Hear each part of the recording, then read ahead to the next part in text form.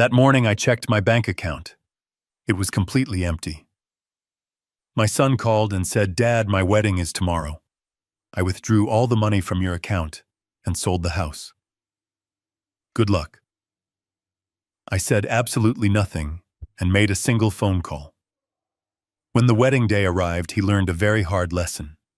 If you are watching this, make sure to subscribe and tell me where you are listening from. Let me tell you exactly how this nightmare started. It was a Friday morning, the kind of quiet, crisp Texas morning that makes you want to sit on the porch with a hot cup of black coffee and watch the sunrise. I am Victor Gallagher. I am 71 years old. I was sitting at my kitchen island tapping the screen of my tablet to pay my monthly utility bills. The house was peaceful. It had been overwhelmingly silent since my beautiful wife Diana passed away. I opened my banking application. My eyes adjusted to the bright screen. The number staring back at me was not the $485,000 I had secured just a week prior. The balance read $0.00. For a man who spent 30 years as a chief compliance officer, tracking offshore financial fraud for a major Chicago investment firm, you would think a suddenly emptied bank account would trigger a massive heart attack. You would think I would drop the tablet. You would think I would grasp my chest and gasp for air. But panic is the enemy of a clear mind. I did not gasp. I did not throw the tablet across the room. I just sat there and stared at the empty digital void. That $485,000 was not my retirement fund. It was the life insurance payout from my late wife, Diana. It was the exact amount of money we needed to lay the foundation for a youth shelter in her memory. It was her legacy. And now it was gone, evaporated into thin air.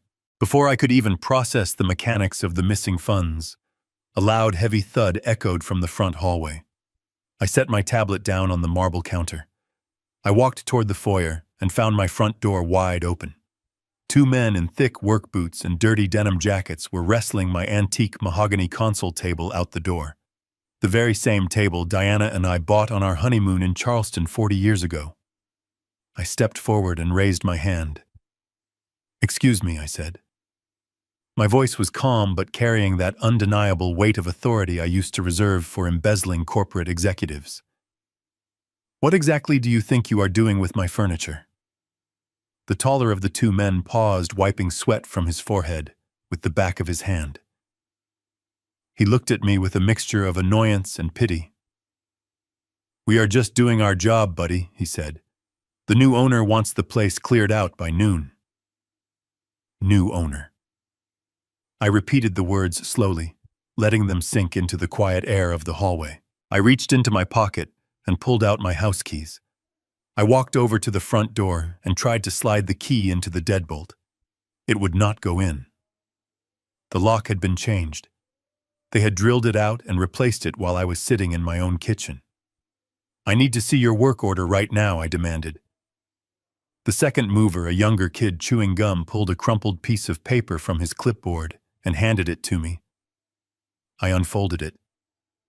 There it was in black and white, an expedited estate clearance order, and right there at the bottom on the authorization line was a signature I would recognize anywhere in the world. The loopy, hurried handwriting of my 32-year-old son, Derek, my own flesh and blood, the boy I had taught to ride a bicycle, the boy I had bailed out of college debt.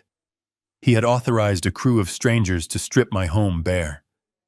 I stood in my own hallway, breathing in the familiar scent of lemon polish and old wood, knowing it might be the last time I smelled it.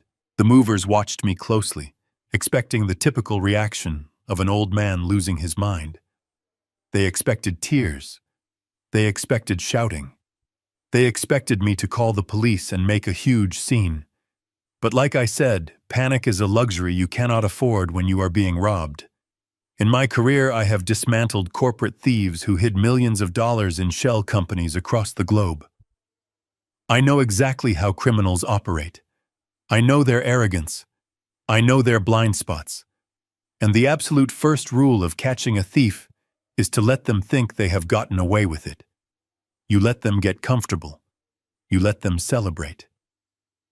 I folded the paper and handed it back to the kid.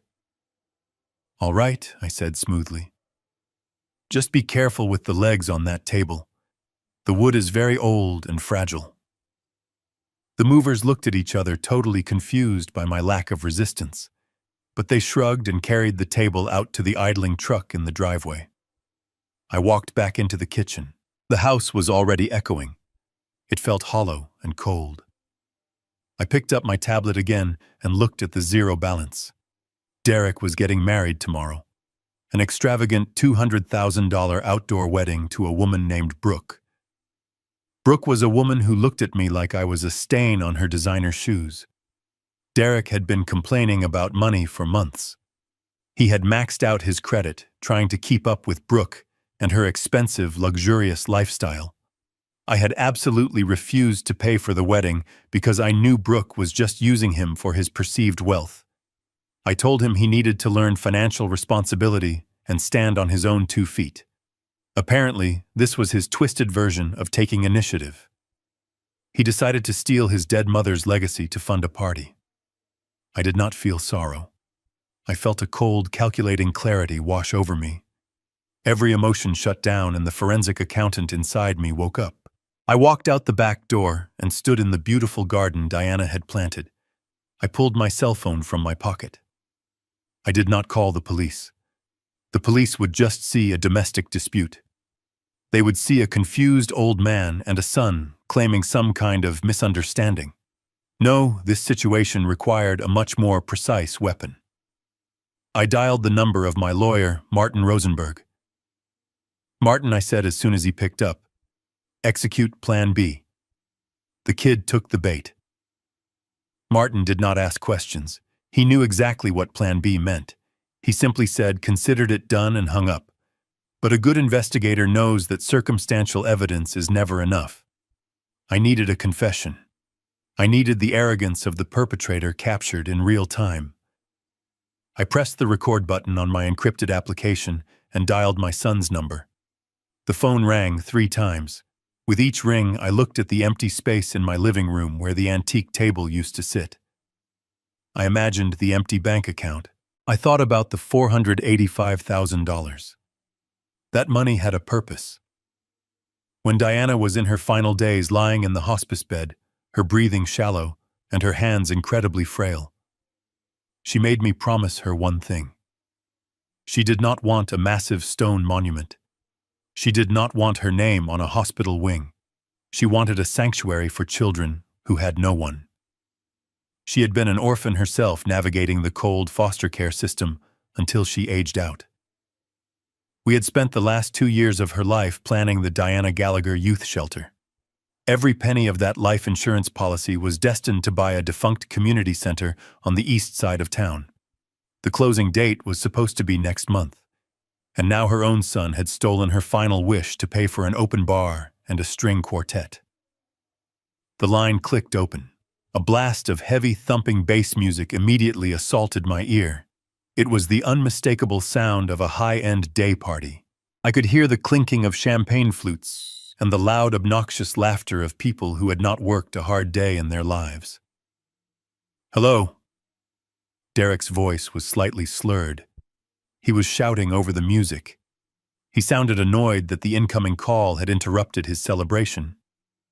"Derek," I said. My voice was completely flat. "There are movers in my house taking my furniture, and my primary bank account has been completely drained. Where are you?" There was a pause on the other end.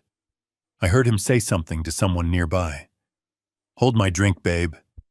It was Brooke. I could hear her shrill voice in the background asking who was bothering them. "It is just my dad," Derek muttered to her. The music faded slightly, as if he had stepped into a hallway or a private room. "Dad, listen to me carefully," Derek said. The slurring was gone, replaced by a cold, condescending tone, a tone he had undoubtedly practiced in the mirror. "My wedding is tomorrow. This is the most important weekend of my life. I withdrew the money, and I sold the house." "You sold my house?" I asked. I made sure to enunciate every word for the recording. And you stole nearly $500,000 of your mother's money. It is not stealing, Dad. Derek sighed heavily, as if he were explaining basic math to a toddler. You are old. You are not thinking clearly anymore. After your stroke last year, you have been slipping. We both know it. Brooke and I talked about it. You do not need a massive house all to yourself, and you definitely do not need hundreds of thousands of dollars sitting in a checking account doing nothing. We are putting that money to good use. We are building our future. Your future, I repeated. The audacity of his words hung in the air. You are stealing the foundation money for your mother's youth shelter to pay for your wedding. Oh, please, Dad, Derek scoffed. A harsh, cruel sound. Mom is gone. A shelter is not going to bring her back. You are living in the past. Brooke and I have actual lives to lead. We have a status to maintain. You were just going to throw that money away on some charity case kids anyway. Consider this an early inheritance. I saved you the trouble of managing an estate. I stood in the driveway gripping the phone. The Texas sun was beating down on my shoulders, but I felt absolute ice in my veins. The betrayal was so complete, so absolute, that it transcended anger. It became a mathematical equation. He was no longer my son. He was a hostile entity. Where am I supposed to live, Derek? I asked, playing the role of the helpless victim perfectly. That is not my problem anymore, Dad. Put yourself in a nursing home. The proceeds from whatever junk the movers managed to sell should cover your first few months. You will be safer there anyway, with professionals watching you. Good luck. The line went dead. A sharp dial tone echoed in my ear. I slowly lowered the phone. Good luck. Those were his final words to the man who gave him life, to the man who worked 80-hour weeks to put him through college, to the man who loved his mother more than anything in this world. I looked down at the recording application on my screen. The file was securely saved. 1 minute and 42 seconds of pure, unadulterated fraud and elder abuse. I walked back toward the house. The movers had finished loading the living room. They were now heading upstairs toward the master bedroom. They were going to pack up Diana's clothes. They were going to put her jewelry box. They were going to strip away the last physical traces of my life with her. Any normal person would have stopped them. Any normal father would have called the local police and tried to get his house back immediately. But I knew that if I intervened now, I would only catch Derek on a minor domestic dispute. Brooke would hire a slick lawyer. They would claim a misunderstanding about the estate planning. They would tie me up in civil court for years while they spent Diana's money. I could not let them win easily today. I turned my back on the movers and walked down the driveway toward my car. It was an unassuming dark blue sedan, parked quietly under the shade of a large oak tree. I unlocked the doors, slid into the driver's seat, and closed myself inside the quiet cabin. The heavy thud of the car door shutting blocked out the sounds of my home being dismantled. I reached into the glove compartment and pulled out a matte black laptop. Derek always made fun of me for carrying it around. He thought I was just an old man clinging to outdated technology. He frequently bragged about his latest smartphone and his expensive tablets, assuming that because my hair was gray, I barely knew how to send an email. He did not realize that the very banking applications he used on his fancy phone were built on security protocols I helped design back in the late 90s. I was not a tech-illiterate boomer fumbling with passwords. I was the architect of the walls he thought he had just breached. I powered on the machine and bypassed the standard operating system, booting directly into a secure, encrypted environment. I connected to a private mobile hotspot and routed my connection through 3 separate virtual private networks. If I was going to hunt down nearly $500,000, I was not going to leave a digital trail for anyone to follow. I opened my banking dashboard. The consumer-facing application on my tablet had shown a simple zero balance, but I needed the raw data. I bypassed the user interface and accessed the detailed transaction logs. the screen filled with lines of code routing numbers and timestamps. My eyes scanned the green text against the black background, moving with the practiced efficiency of a man who had spent 3 decades hunting financial ghosts. There it was, an outgoing wire transfer executed at 8:14 yesterday morning.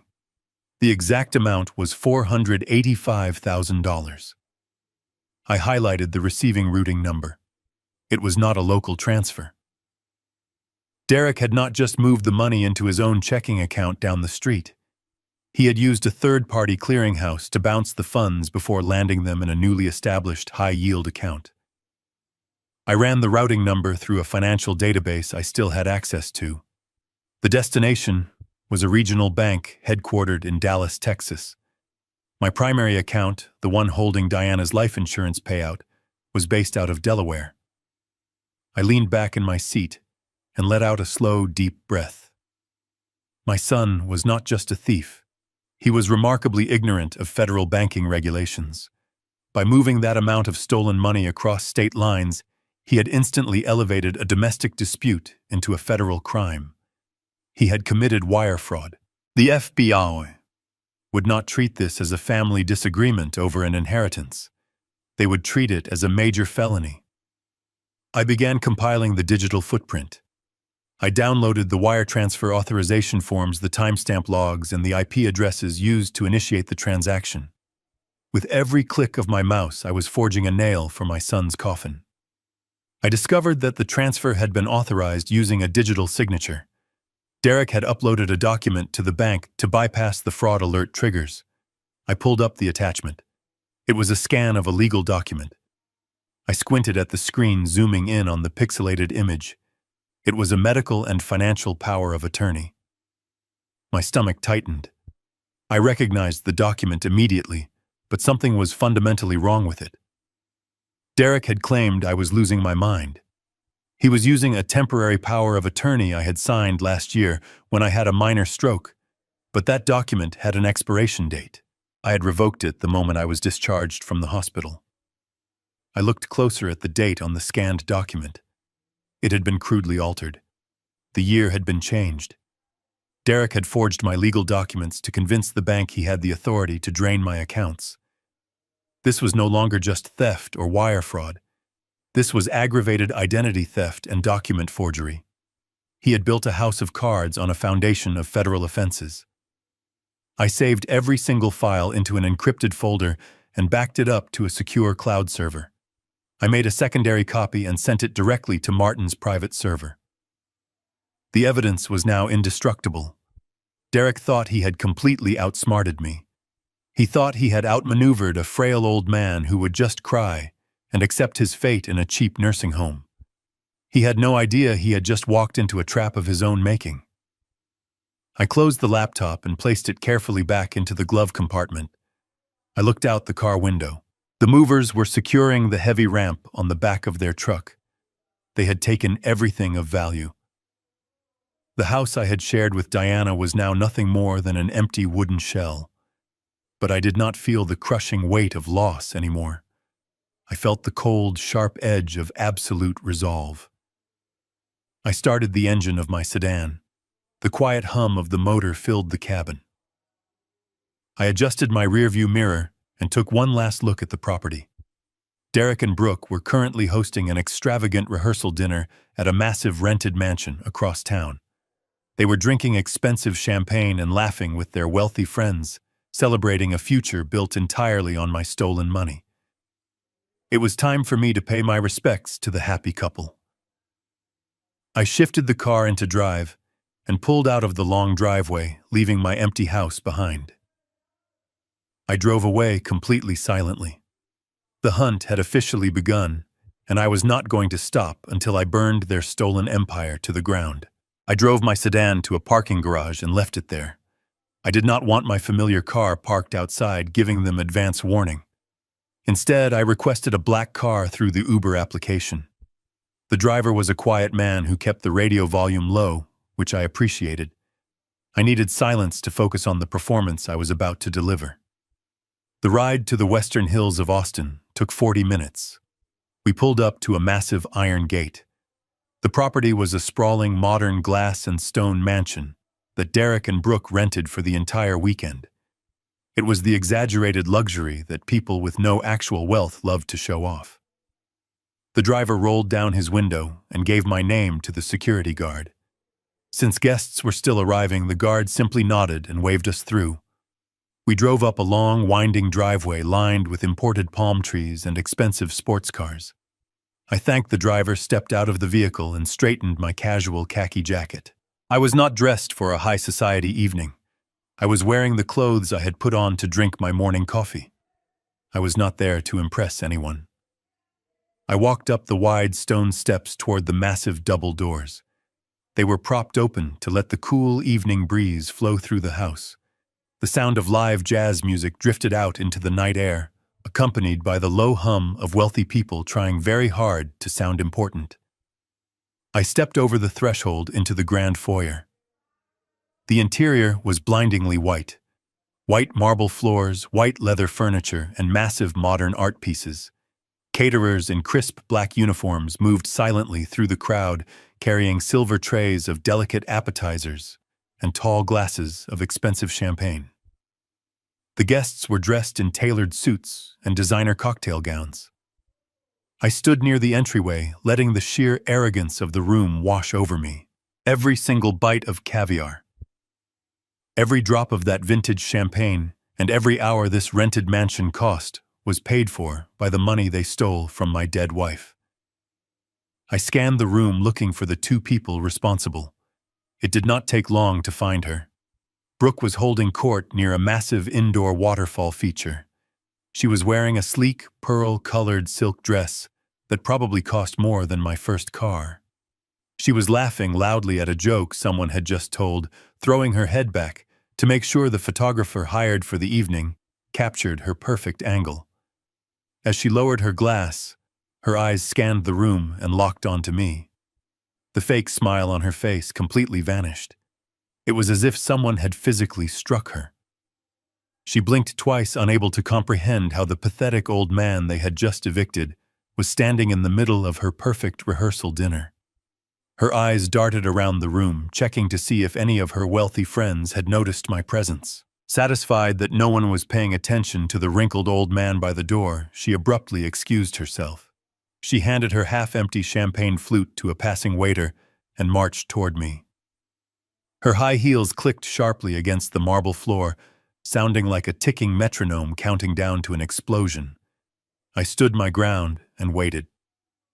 I let my shoulders slump slightly, and I softened my expression. I needed her to see weakness. I needed her to feel superior so she would make mistakes. Brooke did not stop until she was inches from my face. She strategically positioned her body to block me from the view of the main dining hall. Her perfume was incredibly strong and suffocating. "What on earth are you doing here?" she hissed. Her voice was barely a whisper, but it was laced with absolute venom. "You were not invited to this dinner, Victor." I looked around the room, pretending to be confused and slightly intimidated. "I just needed to speak with my son," I said, letting my voice tremble just a fraction. "I went to the house and there were men taking my things." Brooke grabbed my arm. Her perfectly manicured fingernails dug sharply into my wrist. She squeezed hard enough to leave marks. "Keep your voice down, you crazy old fool," she ordered. Her eyes were wide with furious panic. "Look at you. You look like a homeless person who wandered off the street. You are wearing dirty khakis at a formal event. You are completely ruining my aesthetic. Do you have any idea who is in that room right now? There are investors and influencers here. My brand depends on this weekend looking flawless." I gently tried to pull my arm away, but her grip tightened. "I do not care about your brand, Brooke," I said, maintaining the facade of a distressed father. "I care about my home. I care about the money Derek took from my account. I have nowhere to sleep tonight." She let out a very short and cruel laugh. "That is exactly why Derek took over your finances, Victor. You are clearly deteriorating. You cannot even dress yourself appropriately for a social gathering, let alone manage hundreds of thousands of dollars. We are doing you a massive favor right now. You need to turn around, walk out that front door, and call a cab. If you cause a scene and embarrass my husband in front of these important people, I swear I will make sure you spend the rest of your pathetic life locked in a state-run mental facility." She leaned in closer so only I could hear her next words. "You have absolutely zero power here, old man. You are completely broke. You are officially homeless, and you are a disgusting stain on this absolutely perfect weekend. Leave right now before I have the private security guards drag you outside and throw you onto the literal street." Before she could summon the guards, a hand firmly grabbed my shoulder. It was Derek. He smelled of expensive cologne and expensive dark scotch. "Brooke is right, Dad," he said, his voice tight with suppressed anger. "You should not be here, but since you are, we need to settle this away from my guests." He did not wait for my response. He tightened his grip on my shoulder and practically dragged me down a long hallway away from the music and the laughter. We entered a private study. It was a heavy room with dark oak-paneled walls and tall, heavy wooden bookshelves that looked like they had never been touched. Derek closed the heavy wooden door behind us, instantly cutting off the sounds of the party. The silence in the room was oppressive. He walked over to a massive mahogany desk and leaned against it, crossing his arms.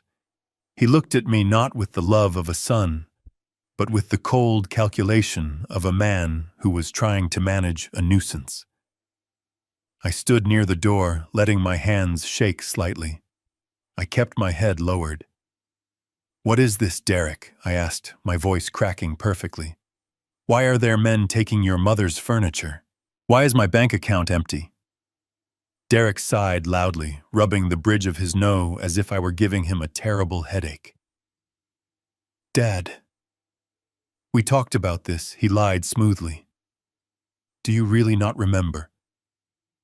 My heart hardened, but my physical facade remained that of a confused, vulnerable senior citizen.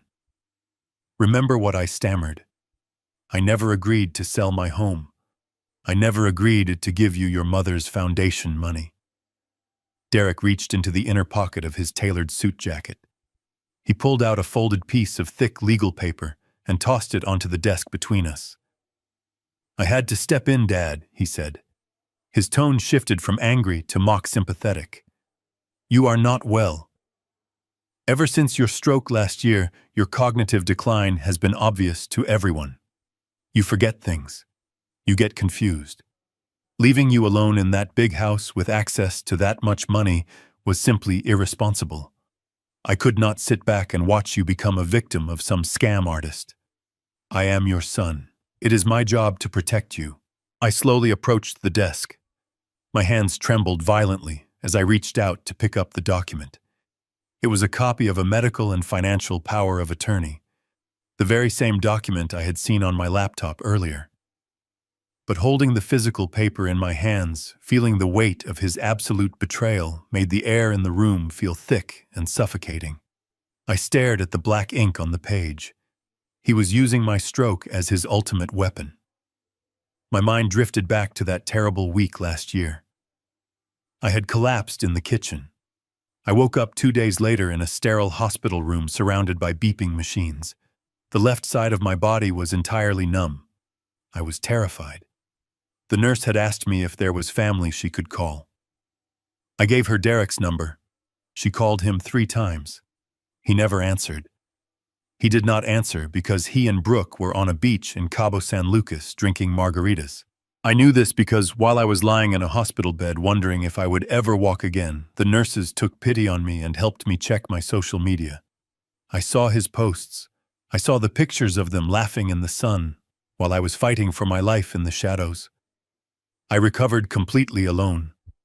I pushed through grueling physical therapy completely alone. I regained my strength, my speech, and my mind completely alone.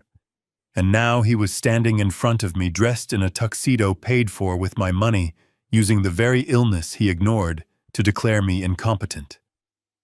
"It is all completely legal, Dad," Derek said, watching me stare blankly at the paper. "You signed it yourself. The doctors agreed that you needed supervision. I transferred the funds into a secure trust that I currently manage. The house was too much of a liability, so I liquidated it to cover your future care. You do not have to worry about bills or maintenance anymore. I have taken the heavy burden off your aging shoulders. You should be thanking me." "Thanking you," I whispered. My voice was barely audible. I let a single tear roll down my cheek.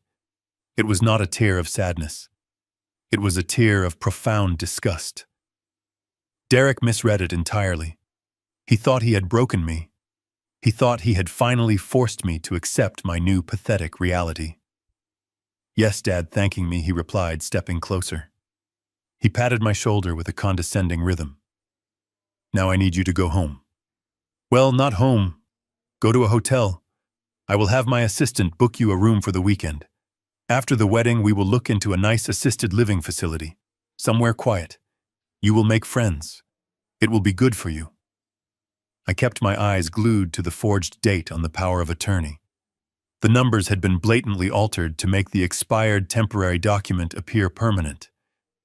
He was incredibly arrogant. He was so convinced of his own superior intelligence that he did not even realize the massive legal trap he had just confirmed by handing me this piece of paper. I slowly folded the document and slipped it into my pocket. Derek smiled, looking incredibly proud of himself. He thought he had just won the ultimate victory.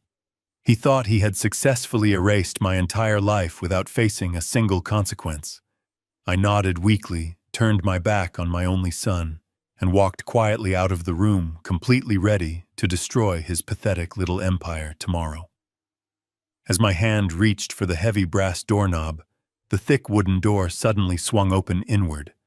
Brooke stood in the threshold, blocking my exit. She had clearly been listening from the hallway, waiting for the perfect moment to make her entrance. She looked past me to Derek, who gave her a subtle nod of victory, indicating that I had been dealt with and neutralized. A slow, cruel smile spread across her face. It was the kind of smile a predator gives a wounded animal when the hunt is finally over.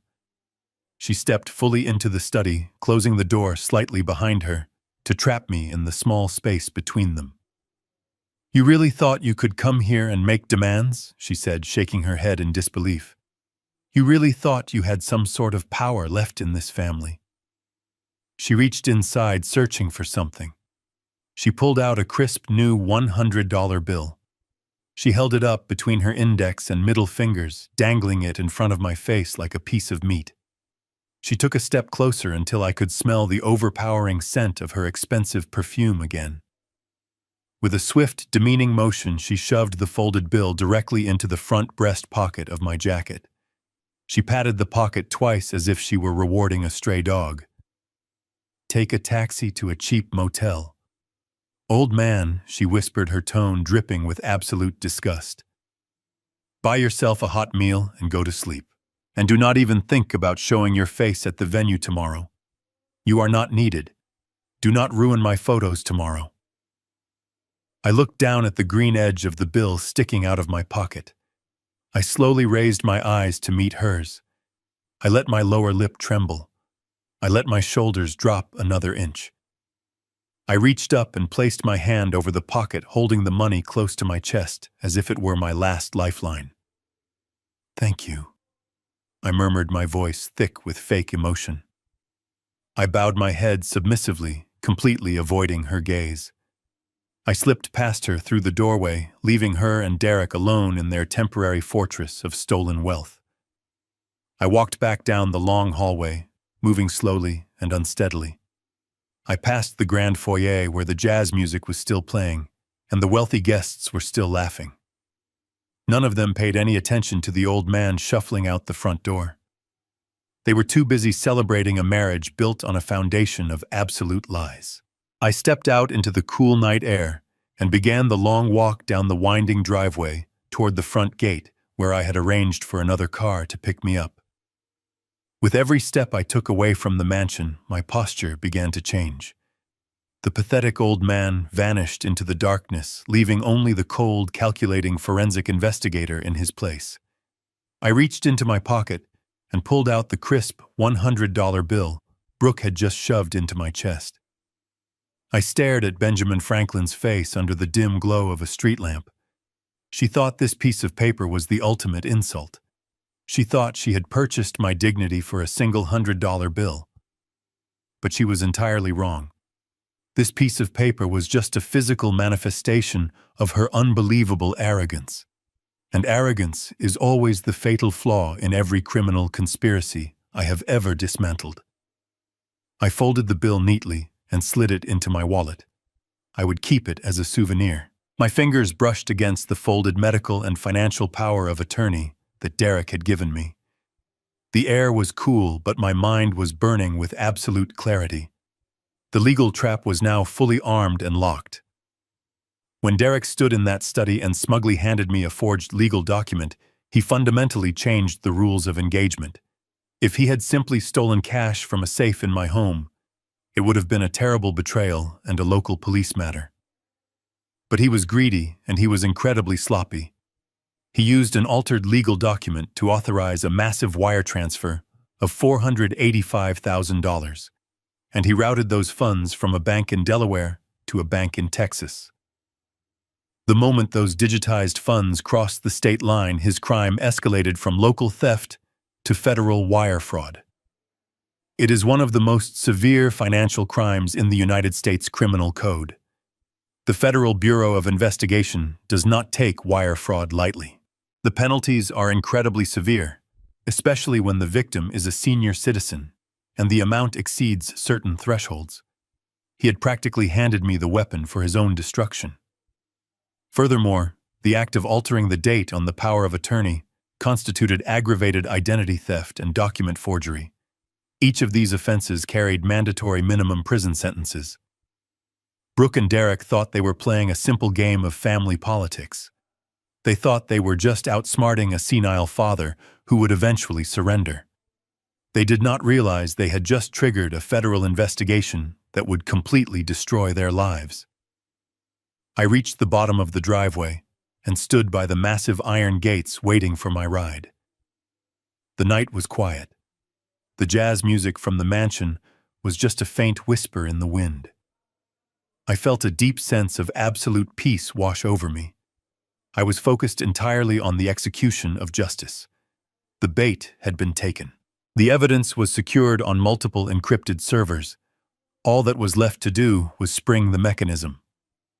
I watched the headlights of my approaching car cut through the darkness. Tomorrow, they were going to have a beautiful wedding, and I was going to give them a wedding gift they would never forget for the rest of their miserable lives. The black car arrived at the driveway. I opened the door and slid into the back seat. I gave the driver an address in downtown Austin. The ride through the dark city was perfectly quiet. My mind was no longer focused on the mansion or the rehearsal dinner. I was preparing for the clinical execution of justice. We pulled up to a towering glass high-rise. It was 11:30 at night.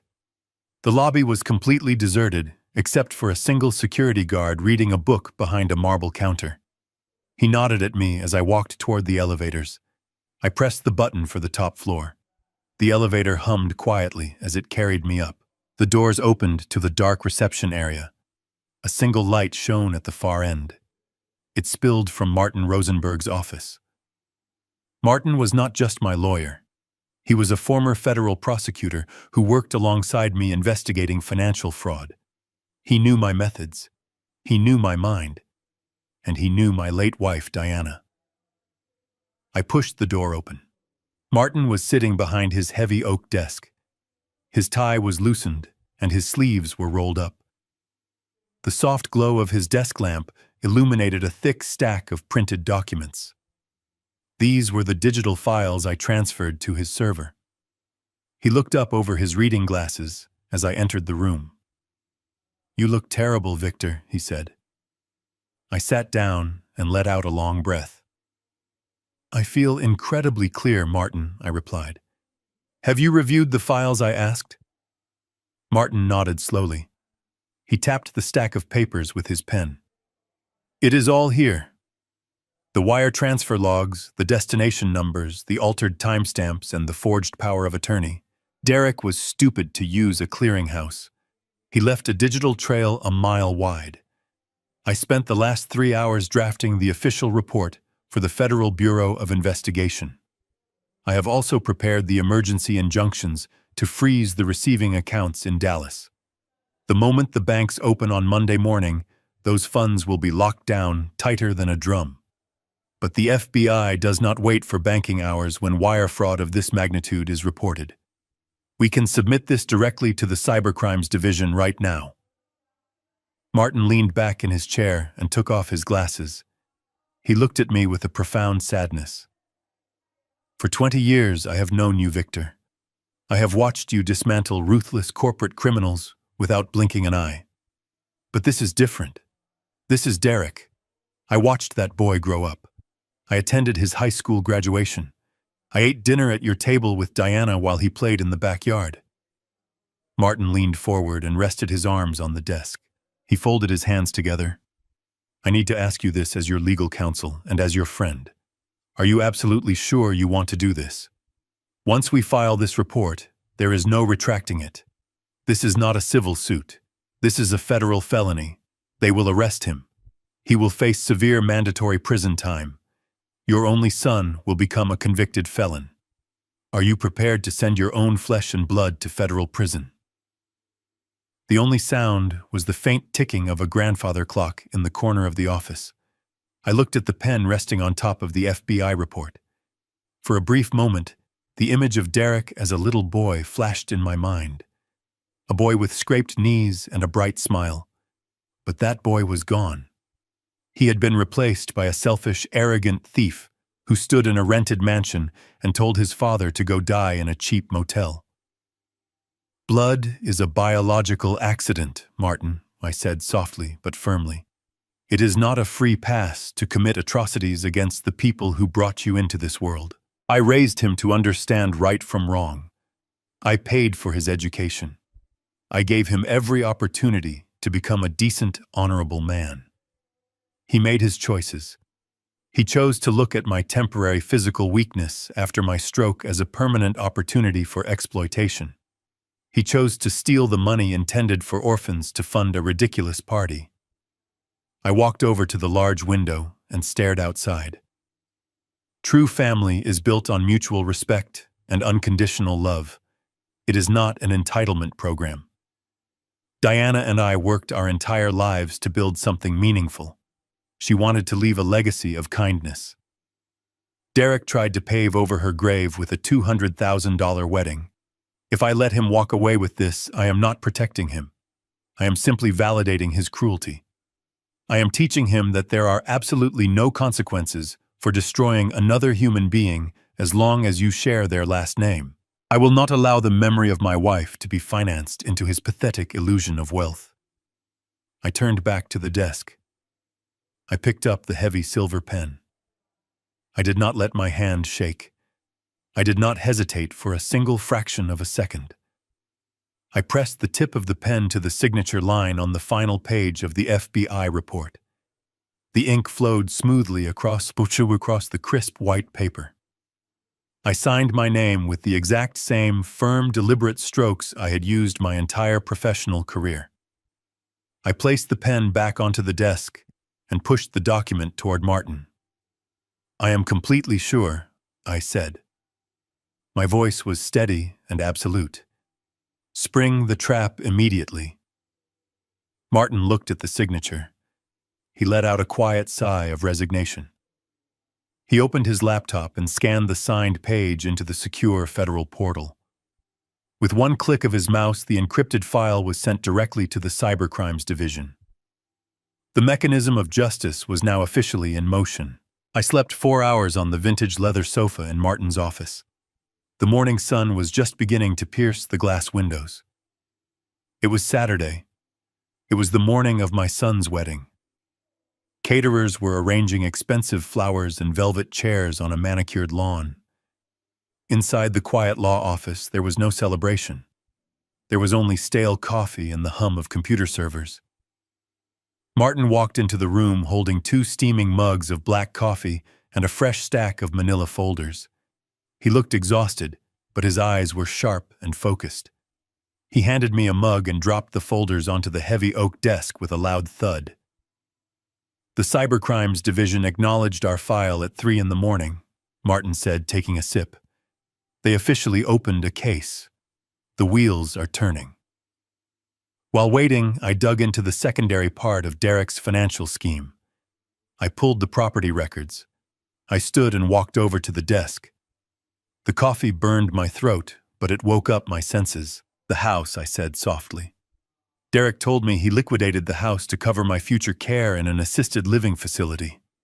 I assumed he had just initiated a standard listing agreement with a crooked real estate agent. Martin shook his head and opened the top folder. He did not list the house, Victor. He sold it. The transaction was finalized and recorded electronically late yesterday afternoon. I stared at the official county deed transfer document. The numbers printed on it made absolutely no sense. The house Diana and I built had a market valuation of at least $1.2 million. It was located in one of the most desirable neighborhoods in the entire state. But the sale price listed on the deed was exactly $600,000, half of its actual value. I traced my finger over the printed numbers. He sold $1 million estate for $600,000. I muttered, my mind quickly processing the mathematics of the crime. He took a 50% loss on the greatest asset in the portfolio. Why would he do that? Because he did not care about the long-term value, Martin replied, leaning against the edge of the desk. He cared about liquidity. Look at the terms of the sale. It was an all-cash transaction. No mortgage contingencies, no structural inspections, no standard 30-day escrow period. He surrendered the deed for a duffel bag of digital cash. The reality hit me like a blow. Derek was not just stealing my money for a wedding. The wedding was just a smokescreen. The $200,000 party was designed to make him look incredibly successful and deeply rooted in the community. But behind the scenes, he was executing a massive fire sale. He drained the $485,000 from the life insurance policy. He liquidated the real estate for another $600,000 in pure cash. He had gathered over $1 million in untraceable liquid assets in less than 48 hours.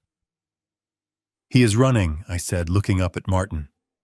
He is not planning to stay in Austin. He and Brooke are planning to take the money and flee the country immediately after the reception.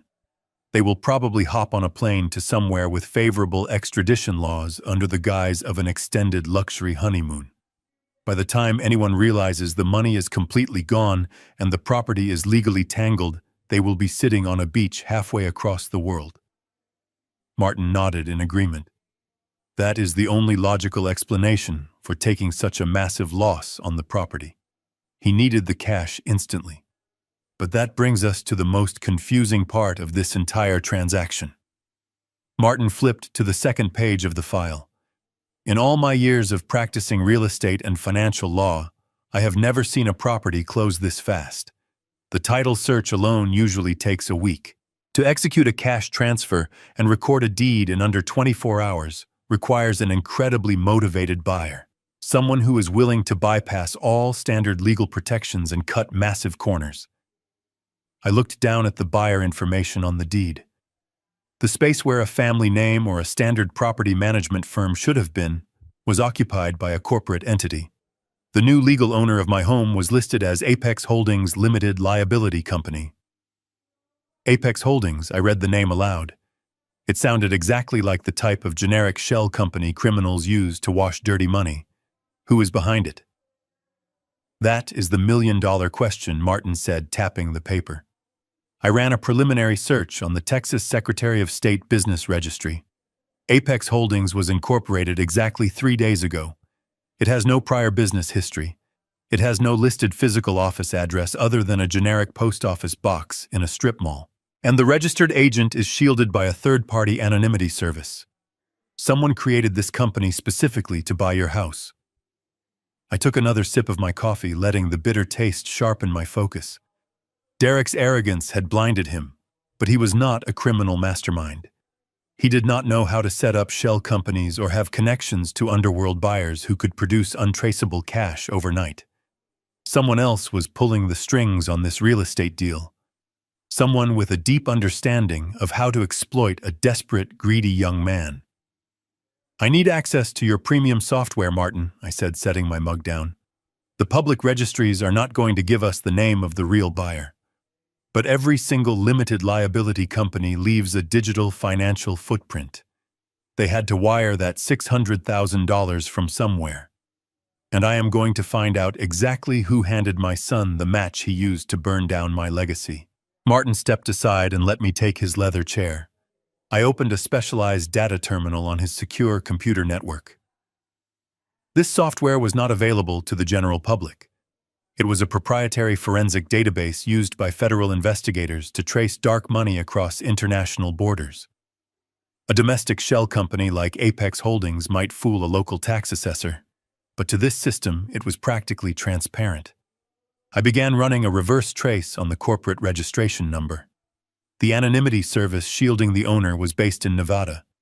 I bypassed their firewall by cross-referencing the digital payment method used to file the initial incorporation documents.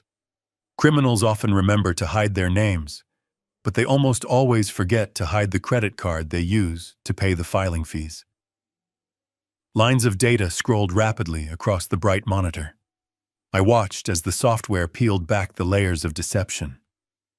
Within 10 minutes, the system flagged a direct match. The credit card used to establish Apex Holdings belonged to an individual residing right here in Austin. The screen refreshed and a name appeared in bold black text. Chad. No massive corporate conglomerate. No sophisticated syndicate of offshore real estate investors. Just a single individual named Chad. I typed his full name into a secondary public records database. He had a few minor traffic violations and a dismissed civil suit for unpaid rent, but no major criminal history. What he lacked in criminal sophistication, he made up for in an aggressive social media presence. I opened a standard internet browser and navigated to popular social media platforms. I typed his name into the search bar. His profile was entirely public. The page was a nauseating shrine to superficial vanity.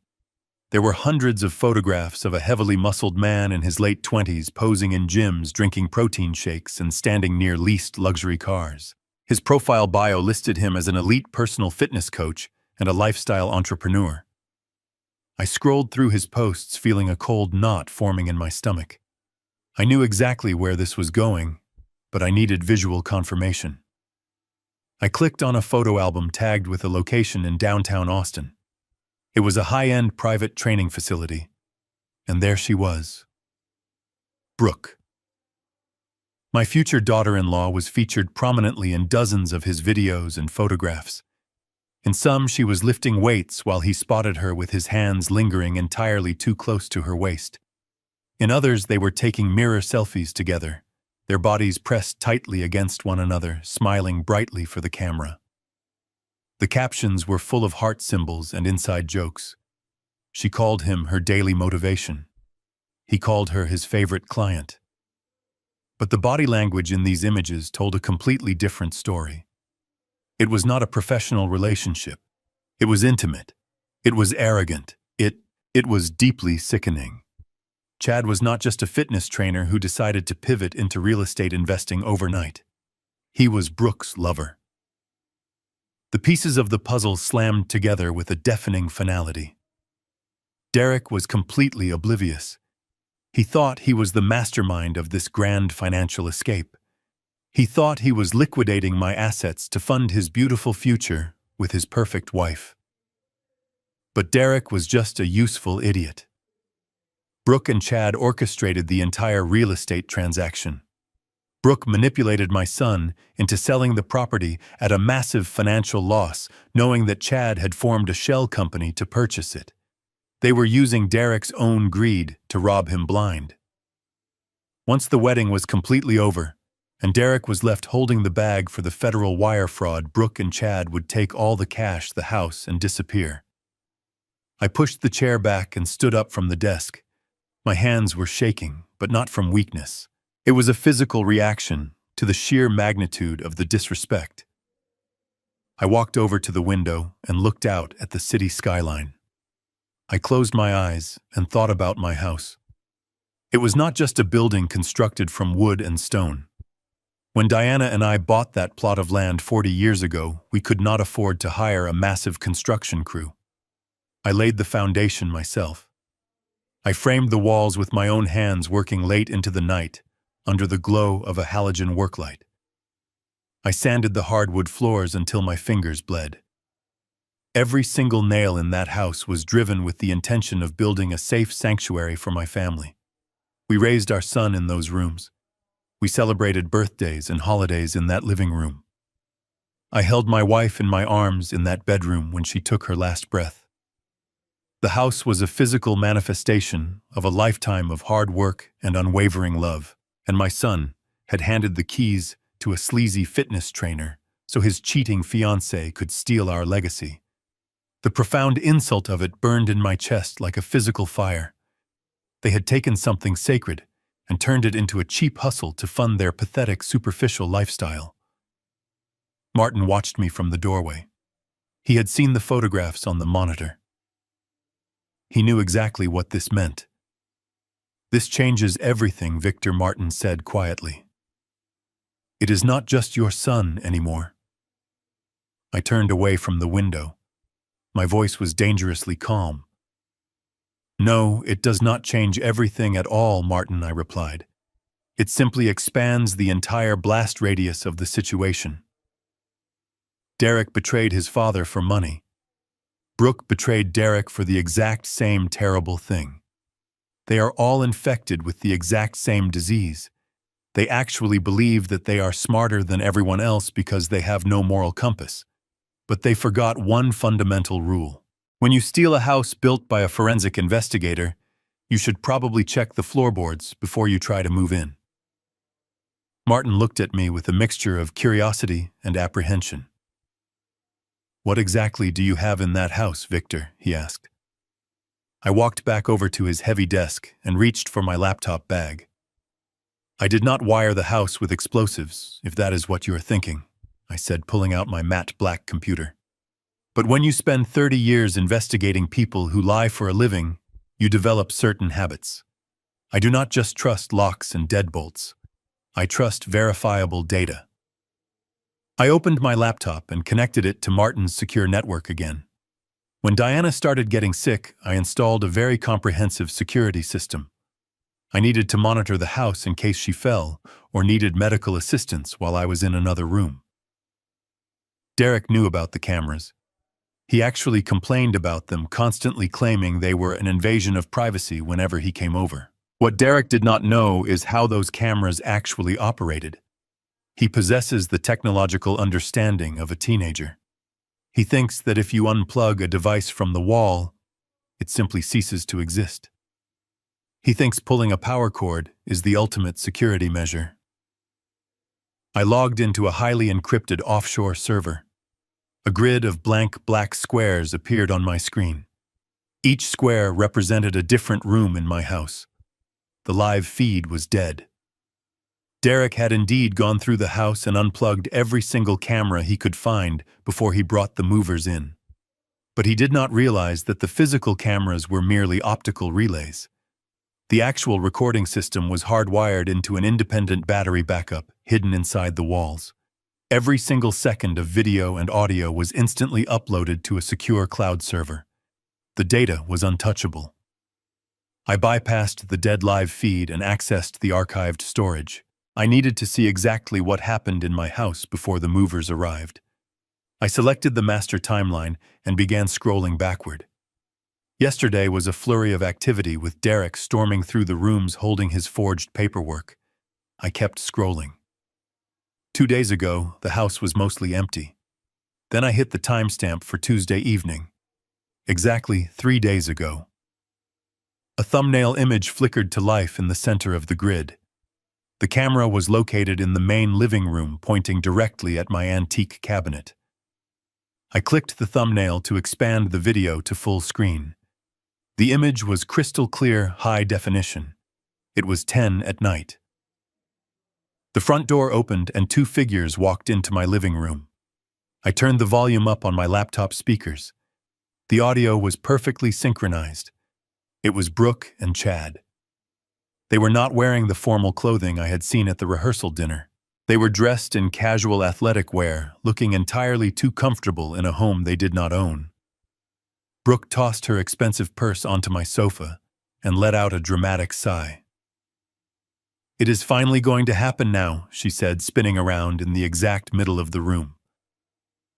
Chad walked straight past her and headed directly for my liquor cabinet. He did not even hesitate. He opened the glass doors with absolute confidence, as if he had been there 100 times before.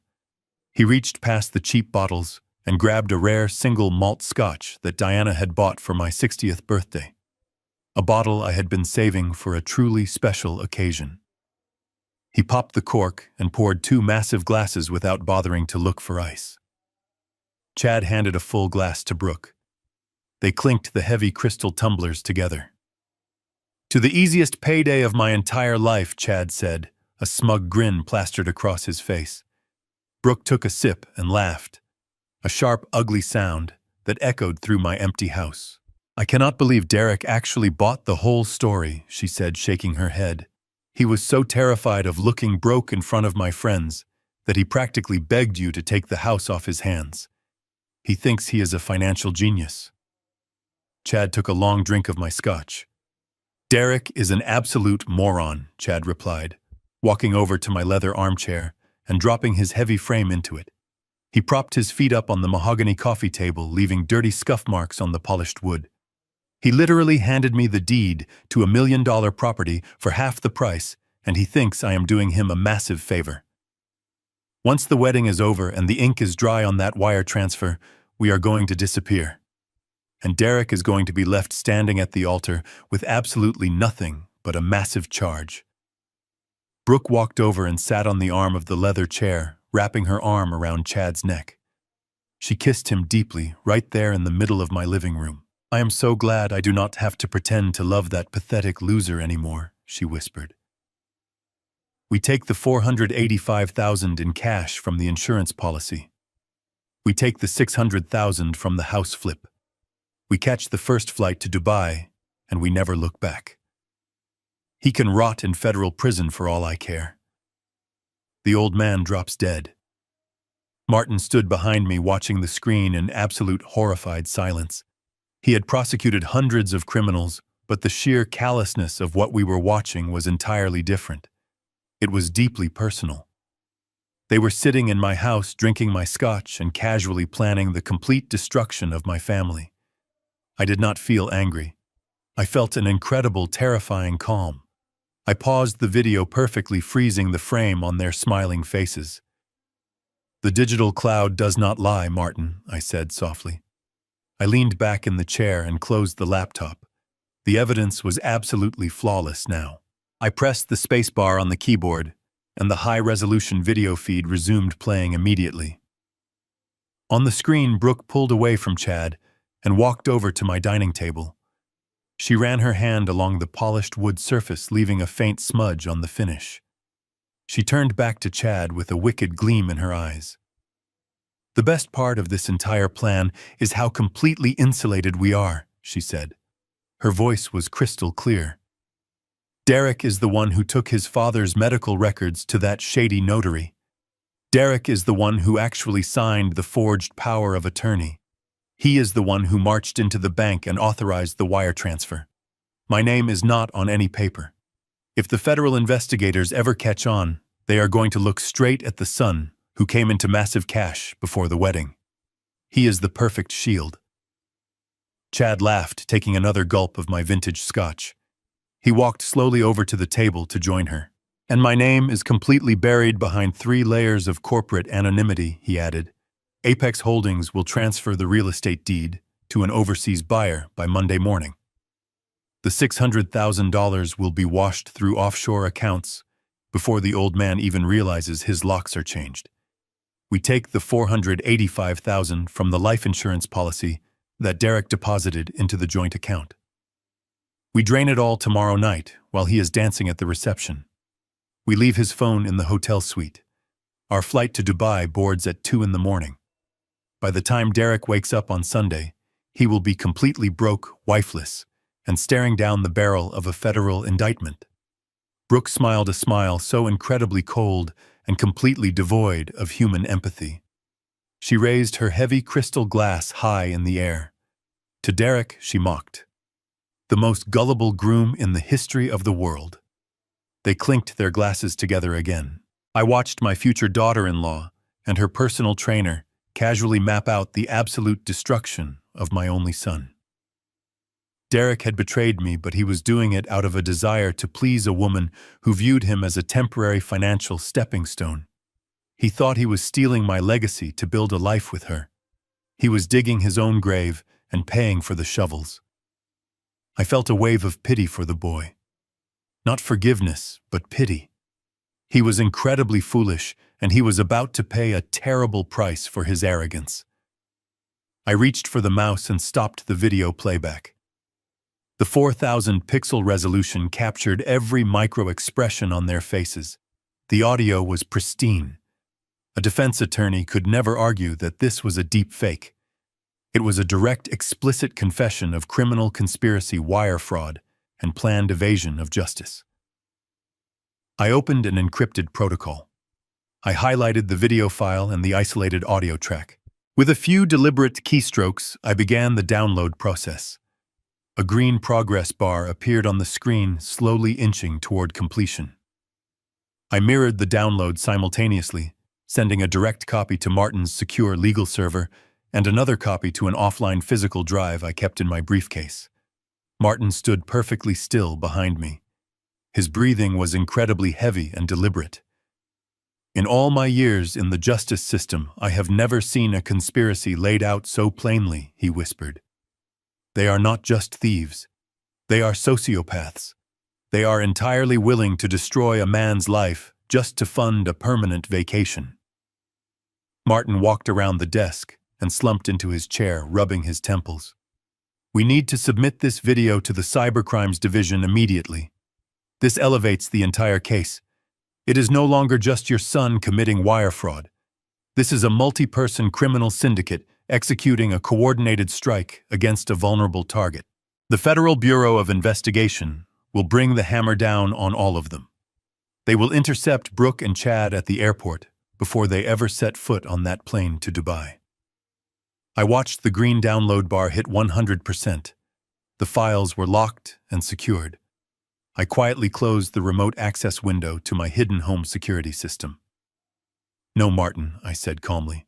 We are not giving this video to the authorities just yet. Martin looked at me in shock. Victor, you have the smoking gun right here. Why would you withhold this from the federal agents? Federal agents operate on a bureaucratic timeline, I explained. They will open a case file. They will assign investigators. They will eventually issue formal subpoenas. By the time they actually move to arrest anyone, the wedding will be over. The damage to my family name will be public and permanent. I do not want them quietly arrested in an airport terminal in the middle of the night. I want them to face the absolute maximum consequence at the exact height of their arrogance. I packed my laptop back into its protective case and secured it inside my bag. I stood up and looked directly at Martin. Derek truly thought he could easily discard me. Brooke thought she could use my son to rob me blind. They both thought they were the smartest people in the room. But I built a career on exposing people who thought they were invincible. I am going to let them put on their expensive clothes. I am going to let them stand in front of their wealthy friends. I am going to let them believe that they have won. And then I am going to tear their entire world apart piece by piece. But before we do that, we need to answer one final question about Chad. Where exactly did a local fitness trainer get $600,000 in cash to buy my house? Martin slowly sank back into his heavy leather chair and pulled the keyboard toward him. That is the exact detail that has been bothering me since I first looked at this file, he said, while typing a rapid series of commands. Personal trainers do not typically have $500,000 of liquid capital sitting in a standard checking account, ready to deploy on a moment's notice. Even a legitimate hard money lender would require a property appraisal and at least 48 hours to underwrite a loan of that size. Chad had to get this cash from a source that completely bypasses the traditional banking sector. A source that does not ask questions and operates strictly in the shadows. I walked around the desk and stood behind his shoulder watching the screen as the forensic software dug into the origin of the $600,000 deposit into the Apex Holdings account. The money did not come from a traditional retail bank. It originated from a small private commercial lending firm located in a dilapidated industrial park just outside the city limits. Martin highlighted the name of the firm. Silver State Financial Services. Do you know them? I asked. Martin let out a low whistle that sounded incredibly strained. I know exactly who they are, Victor, and it makes this entire situation exponentially more volatile. Silver State Financial Services is not a real lending institution. It is a known front company for a very dangerous local syndicate. They operate a massive illegal loan sharking ring, disguised as a high-risk commercial venture capital group. The district attorney has been trying to build a racketeering case against them for 5 years, but they are incredibly violent, and their victims are always entirely too terrified to testify.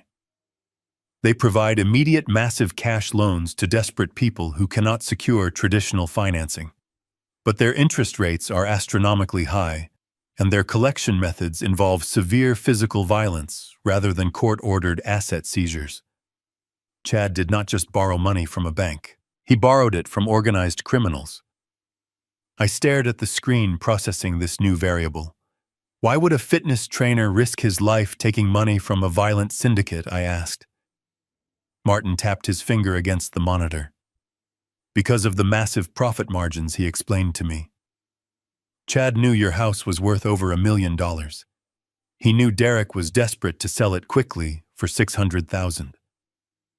Chad went to the syndicate and promised them a massive return on a short-term loan. He took their $600,000 and used it to buy the property through his shell company. He probably told the syndicate he would flip the house on the open market next week for its true value of $1.2 million. He would pay back the principal plus an exorbitant amount of interest and still walk away with hundreds of thousands of dollars in pure profit. It was a guaranteed win in his mind.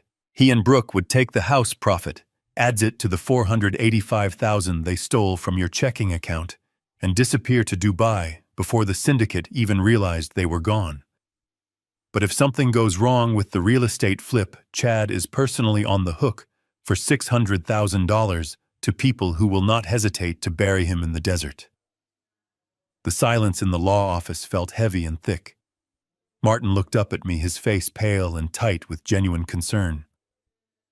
Victor, you need to understand the absolute gravity of this situation. If Chad defaults on this loan because we freeze his assets, the syndicate will hunt him down. They will also look for anyone associated with him, including Brooke and potentially your son. We are no longer just dealing with a spoiled kid committing wire fraud. We are intersecting with a violent criminal enterprise. You have to let the federal authorities handle this right now before someone gets killed. I listened to Martin's frantic warning, but I did not feel fear.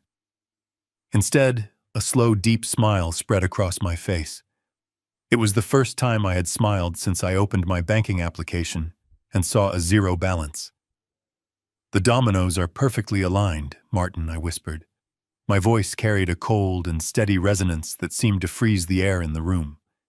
You look at this syndicate as a dangerous complication, but I look at them as the ultimate instrument of absolute justice. Chad thought he was incredibly clever using cartel money to steal my property. Brooke thought she was a master manipulator playing my son for a fool while securing her golden ticket. They built their entire criminal conspiracy on the assumption that they controlled the board. But they forgot that the money they borrowed is currently trapped in a legal limbo that they cannot possibly escape. When the hammer falls this afternoon, Chad will not just be facing federal wire fraud charges. He will be facing the immediate violent wrath of his creditors. He will have no money, no house, and absolutely nowhere to hide. Brooke will realize that the wealthy, successful man she thought she was running away with is actually a marked target with a massive bounty on his head. And my son will finally understand the true cost of his blinding arrogance. He traded his family for a woman who was willing to feed him to the wolves. I placed my right hand on Martin's shoulder, giving it a firm and reassuring squeeze. "Prepare the final documents," I instructed him. "We are not calling the authorities to stop the wedding. We are going to let the ceremony proceed exactly as planned. We are going to let them stand up there in their expensive clothes and smile for the cameras. And then we are going to burn their entire fraudulent world to the ground in front of everyone they know." Martin stared at me as if I had completely lost my mind. He looked at my hand resting on his shoulder, and then looked back up into my eyes. "Victor," he said, his voice barely above a whisper. "I know you are a brilliant man. I know you have built traps for some of the most sophisticated criminals on the planet.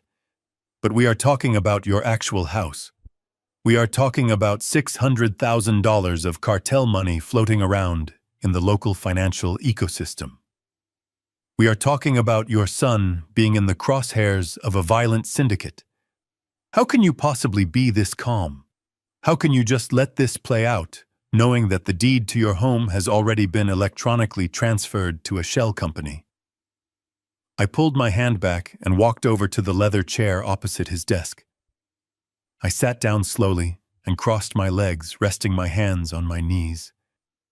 I looked at the digital clock on the wall. It was now almost 6 in the morning. The sun was fully up, casting a bright, warm light through the office windows. "Martin," I said, keeping my voice perfectly level, "do you honestly believe that a man who spent his entire professional life designing fail-safes for multinational banks would leave his own personal assets entirely unprotected? Do you really think I just left the original deed to $1 million property sitting in an unlocked filing cabinet in my home office for any greedy relative to snatch?" Martin frowned, furrowing his brow. "I saw the transfer documents," he countered. "The county clerk recorded the sale. The transaction was authenticated. It is a matter of public record now." I nodded, acknowledging his point. "The transaction you saw was recorded based on the documents my son submitted," I explained. "But the documents he submitted were entirely worthless. 5 years ago, when Diana first received her terrible medical diagnosis, I knew our lives were going to change forever. I knew that medical bills could accumulate, and I knew that grief can often make people do very desperate things. I wanted to ensure that no matter what happened to my physical or mental state, her legacy would be absolutely untouchable. So I took every single major asset we owned and I moved it." I reached into my breast pocket and pulled out my reading glasses, holding them by the frame. "I did not just hire a standard estate lawyer, Martin. I used a specialized firm in Delaware to establish an irrevocable blind trust. I transferred the actual legal title of the house, the primary investment accounts, and the central architecture of the life insurance payout directly into that trust. The moment I signed those papers 5 years ago, Victor Gallagher ceased to be the legal owner of that property. The trust became the sole proprietor. I am simply the primary beneficiary and the tenant. My son cannot legally sell a house that I do not even own." Martin let out a sharp gasp and fell back into his chair. His eyes widened as the sheer magnitude of the legal reality washed over him. He ran a hand through his thinning hair. "But the paperwork," he stammered. "The deed he gave to the buyers. The bank account numbers he used to move the $485,000. What exactly did he steal?" "He stole a beautifully orchestrated illusion," I replied with a cold smile. "When I set up the blind trust, I knew Derek was careless, and I knew Brooke was incredibly greedy. I anticipated that someday someone might try to pressure me or take advantage of my old age, so I left a trail of dummy documents in the house. The deed Derek found in my desk was a highly accurate replica of the original document from before the trust was formed. The bank account he drained was a superficial holding account. It looks real, it functions like a real account for small daily transactions. but it does not hold the actual principle of my wealth. It is a digital honeypot designed to trigger massive internal alarms the second a withdrawal exceeds a certain threshold.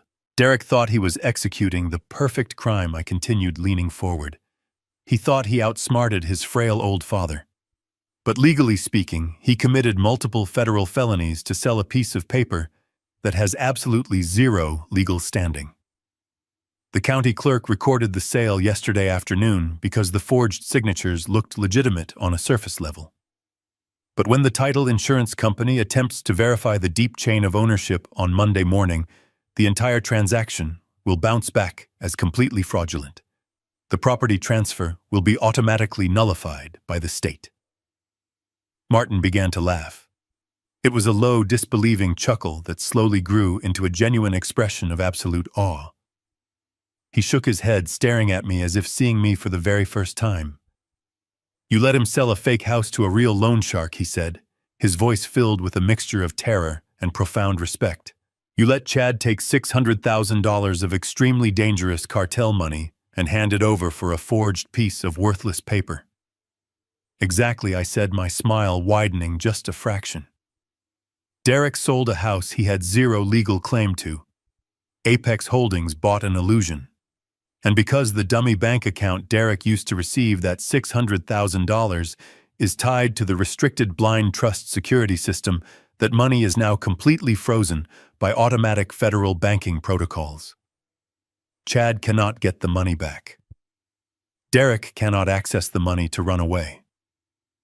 Brooke will find out she is marrying a man who is not only completely broke, but is also about to be indicted for wire fraud.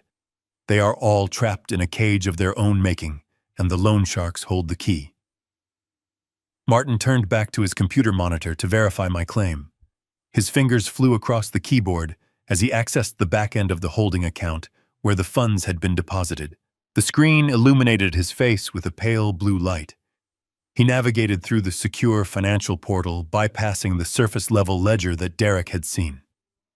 When he reached the core transaction history, his mouth parted in silent astonishment.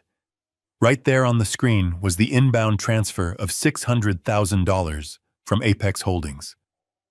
But the text was not printed in the standard green font that indicated available liquid funds. It was highlighted in a bold, glaring red block.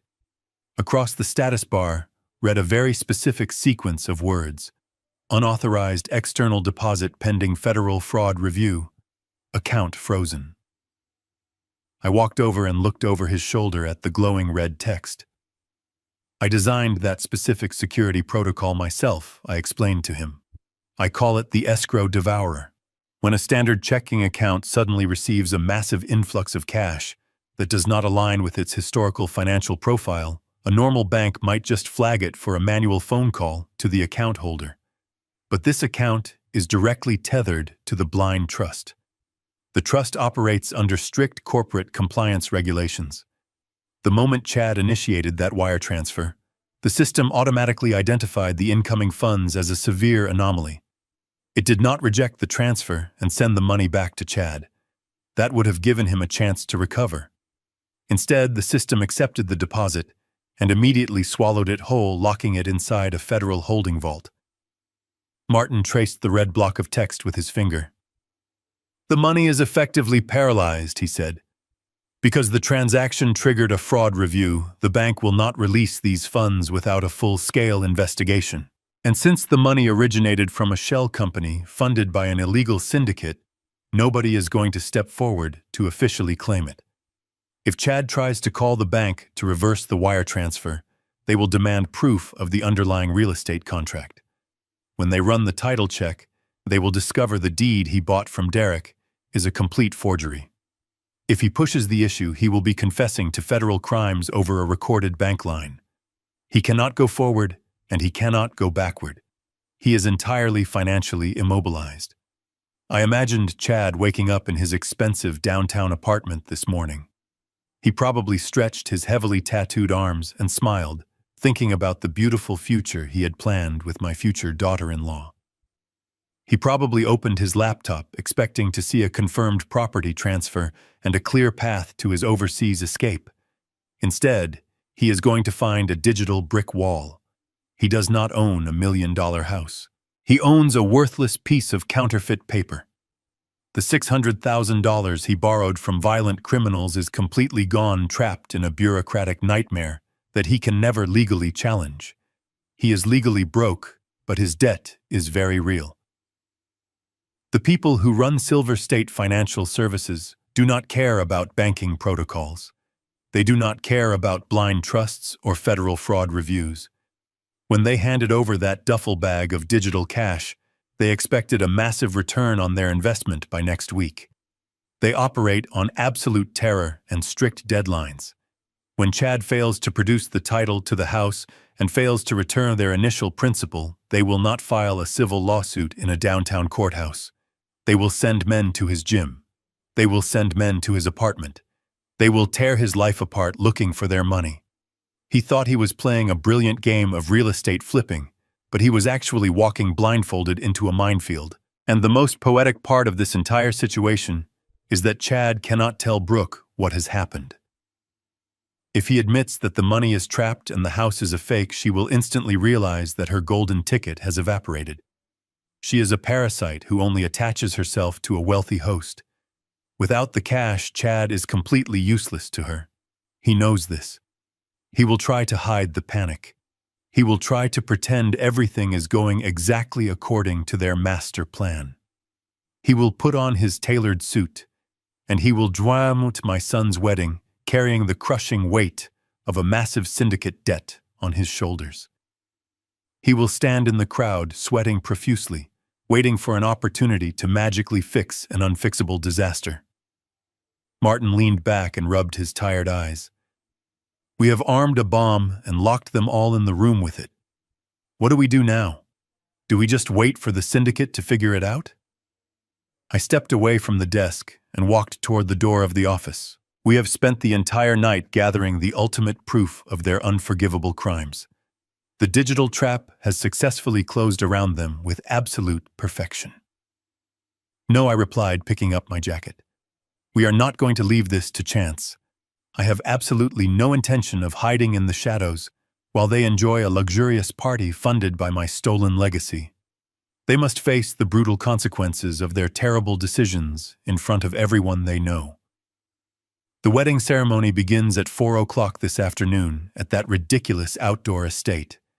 They are going to serve expensive food and play beautiful music. They are going to celebrate a union built on the total destruction of my family.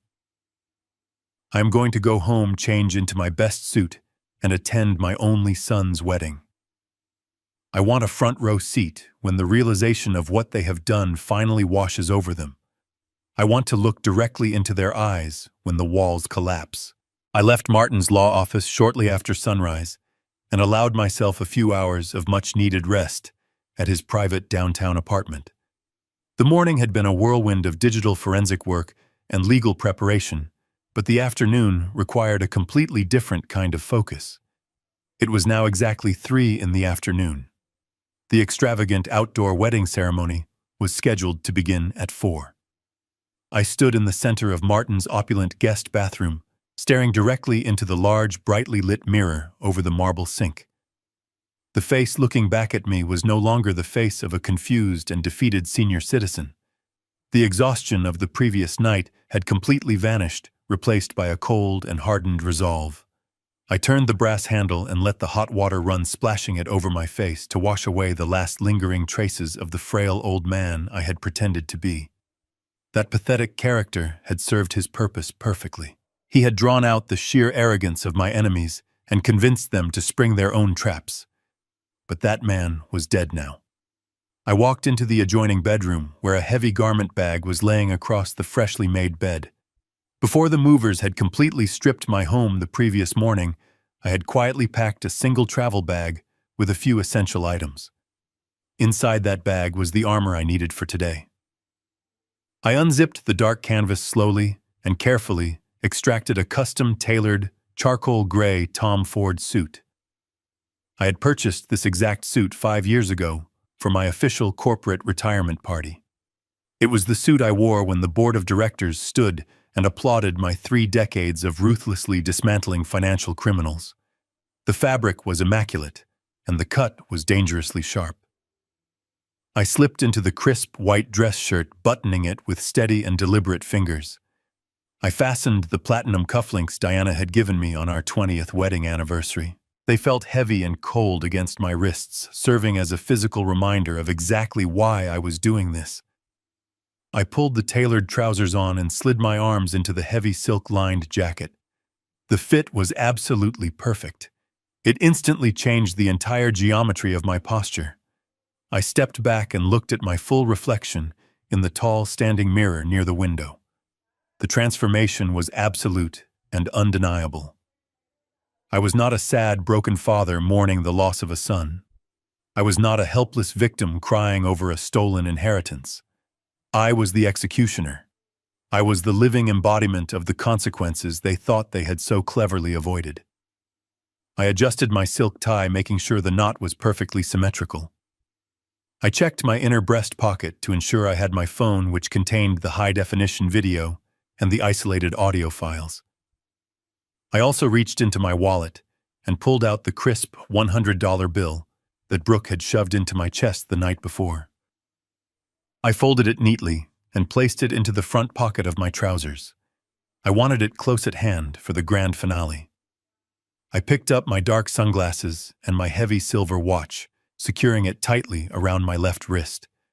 I took one final deep breath, filling my lungs with the cool, air-conditioned breeze of the room. I was entirely ready for war. I walked out of the apartment building and stepped into the bright afternoon sun. A massive black luxury sport utility vehicle was idling quietly at the curb. Martin was sitting in the driver's seat, wearing a sharp navy suit of his own. He looked like a federal agent preparing for a massive dawn raid. I opened the heavy passenger door and climbed inside the spacious leather cabin. The doors locked with a solid and reassuring click. Martin put the vehicle into drive, and we pulled smoothly away from the curb, merging into the steady flow of weekend traffic. We did not speak. There was absolutely no need for words anymore. The plan was set in stone, and the evidence was entirely bulletproof. We drove out of the dense city center and headed toward the rolling hills of the western suburbs, where the $200,000 estate was located. I watched the expensive neighborhoods roll past my tinted window. Derek and Brooke were probably taking their pre-wedding photographs right now. They were smiling for the cameras, wearing their expensive clothes, completely unaware that the financial ground beneath their feet had already opened up to swallow them whole. They thought today was the beautiful beginning of their wealthy new lives. I closed my eyes and leaned back against the headrest, listening to the quiet hum of the powerful engine. It was not a beginning. It was the absolute end. I thought about the vows they were preparing to recite to one another. They were going to stand in front of a priest and promise to love and cherish each other forever. But their entire relationship was a carefully constructed lie built on a foundation of stolen money and profound betrayal. Chad would be standing somewhere in the crowd, trying to maintain his composure while his phone vibrated with threatening messages from a violent syndicate. Brooke would be holding my son's hands, smiling brightly for the photographer, while secretly counting down the hours until she could abandon him entirely. And Derek would be standing there completely oblivious, believing he had successfully outsmarted his father and secured his golden future. He traded his own flesh and blood for an illusion of wealth and status. I slowly opened my eyes and looked out at the passing trees. The sun was shining brightly, casting long, dramatic shadows across the winding asphalt road. We were rapidly getting closer to the venue now. I reached down and smoothed out the crisp fabric of my charcoal trousers. The final trap was now perfectly set. The heavy black sports utility vehicle crunched softly against the pristine white gravel of the venue parking area. Martin guided the car into a space near the main entrance, purposely blocking a caterer's van to ensure an immediate exit path. I looked through the tinted glass at the sprawling estate. There were massive floral archways composed of thousands of imported white roses spanning across the perfectly manicured green lawns. A gigantic, pristine white tent was erected in the distance for the reception, with crystal chandeliers hanging from the canvas ceiling. 300 guests were seated in perfect rows of velvet chairs, facing a raised wooden platform overlooking a serene private lake. It was a breathtaking display of absolute financial excess, and every single petal had been financed by the complete destruction of my family. I placed my hand on the door handle. Martin looked at me. "Give them hell, Victor," he said quietly. I pushed the heavy door open and stepped out into the warm afternoon. I walked slowly toward the back of the seating area, keeping my footsteps measured. The ceremony was already in its final stages. A soft, elegant melody was being played by a live string quartet seated to the left of the altar. The guests were entirely captivated, staring forward at the beautiful couple. I stopped at the very end of the long white runner that served as the center aisle. From this vantage point, I had a perfect view of the entire fraudulent spectacle. There was my son Derek standing tall in his expensive tuxedo. He held Brooke's hands tenderly, entirely convinced that he was the king of his newly stolen world. Brooke stood opposite him, looking radiant in a custom designer gown. Her smile was incredibly bright, but I knew it was hollow. I scanned the crowd and easily spotted Chad sitting in the third row. He was constantly shifting in his seat, occasionally glancing down at a cell phone hidden in his palm. The loan sharks were likely already trying to reach him. The priest spoke about trust and honesty. The sheer hypocrisy made my chest tight. I could not let him finish that sentence. I took a step forward onto the pristine white fabric of the aisle. Near the back row, there was a small technical table where a young sound engineer was monitoring the audio feed for the priest's microphone and the string quartet. I walked directly over to the table. The young man looked up, completely confused by my sudden appearance. Before he could ask if I needed a seat, she reached down and firmly pulled the main power cable connecting the mixing board to the massive venue speakers. A loud popping sound echoed across the entire estate, followed instantly by absolute dead silence. The string quartet stopped playing in sheer shock. The priest's voice was completely cut off, leaving him mouthing words into a dead microphone. 300 heads turned simultaneously to look toward the back of the lawn. A collective gasp rippled through the crowd of wealthy guests. I stepped back into the exact center of the white runner. I stood perfectly straight, my tailored charcoal suit cutting a sharp contrast. I began to walk down the aisle, keeping my eyes locked dead ahead on the altar. At the front of the platform, Derek peered past the rows of guests, trying to see what had caused the disruption. When his eyes finally found me, his entire physical demeanor collapsed. The confident, proud groom completely vanished. The blood drained entirely from his face, leaving him looking like a terrified child. He dropped Brooke's hands, taking a stumbling step backward. He was staring at a ghost, a man he thought he had successfully buried the night before. But the shock only lasted for a few seconds, before it was replaced by pure, frantic fury. His face flushed a deep, angry red. He turned toward the perimeter of the lawn and began gesturing wildly to a pair of burly private security guards hired to keep the event exclusive. "Get him out of here!" Derek shouted, his voice cracking with panic. "Remove him right now!" Brooke spun around, her heavy dress twisting violently. The perfect fake smile was instantly replaced by a mask of absolute hatred. She leaned forward, gripping her bridal bouquet tightly. "What are you doing here, you crazy old man?" she screamed. "Someone get this broke, pathetic loser out of my wedding right now." The two security guards began to jog down the side aisles to intercept me. Murmurs of confusion and alarm spread rapidly through the seated guests. People were whispering, asking each other who I was and why I was ruining the day. Chad stood up in the third row, his face a mixture of confusion and dread. I ignored all of them. I ignored the guards closing in. I ignored my sons, frantic shouting. I ignored the bride screaming insults at me from the altar. I kept walking, stepping firmly onto the first wooden stair of the raised platform.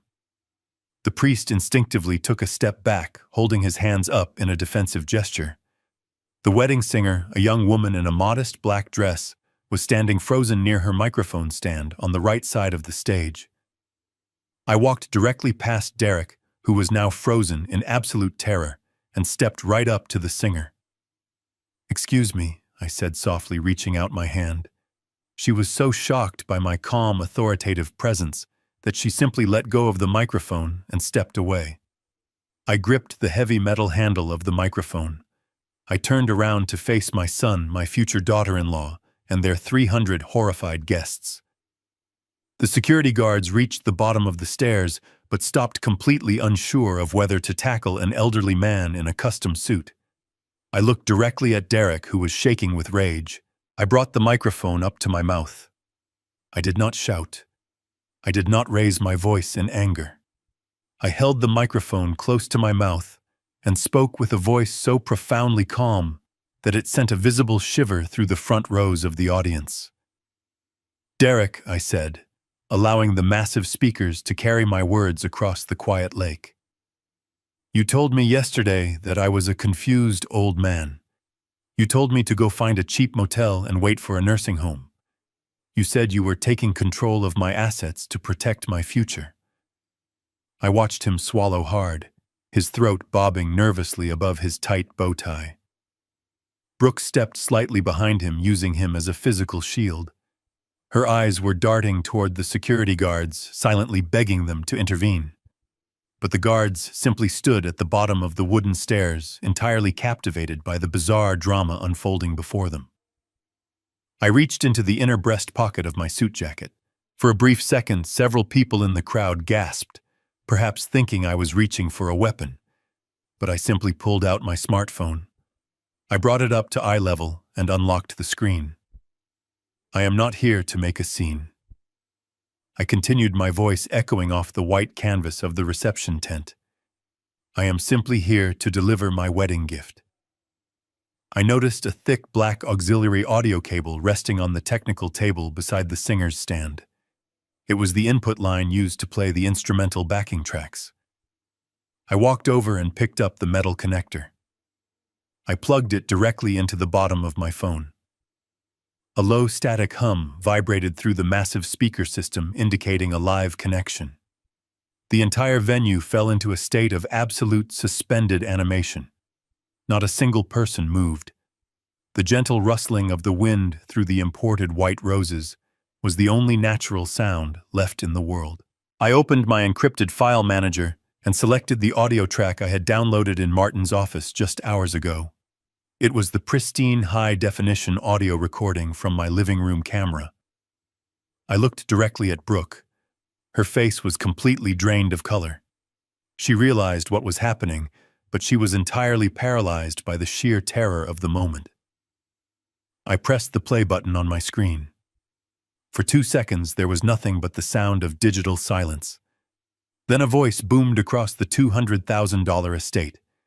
It was Brooke's voice, perfectly clear and undeniably authentic. "It is finally going to happen now." The recorded voice of Brooke echoed over the perfectly manicured lawns. A second voice joined hers. It was the deep, arrogant tone of Chad. "To the easiest payday of my entire life," Chad said, through the speakers, followed by the sharp, clinking sound of my crystal Scotch glasses. I stood perfectly still, watching the catastrophic realization hit the 300 guests simultaneously.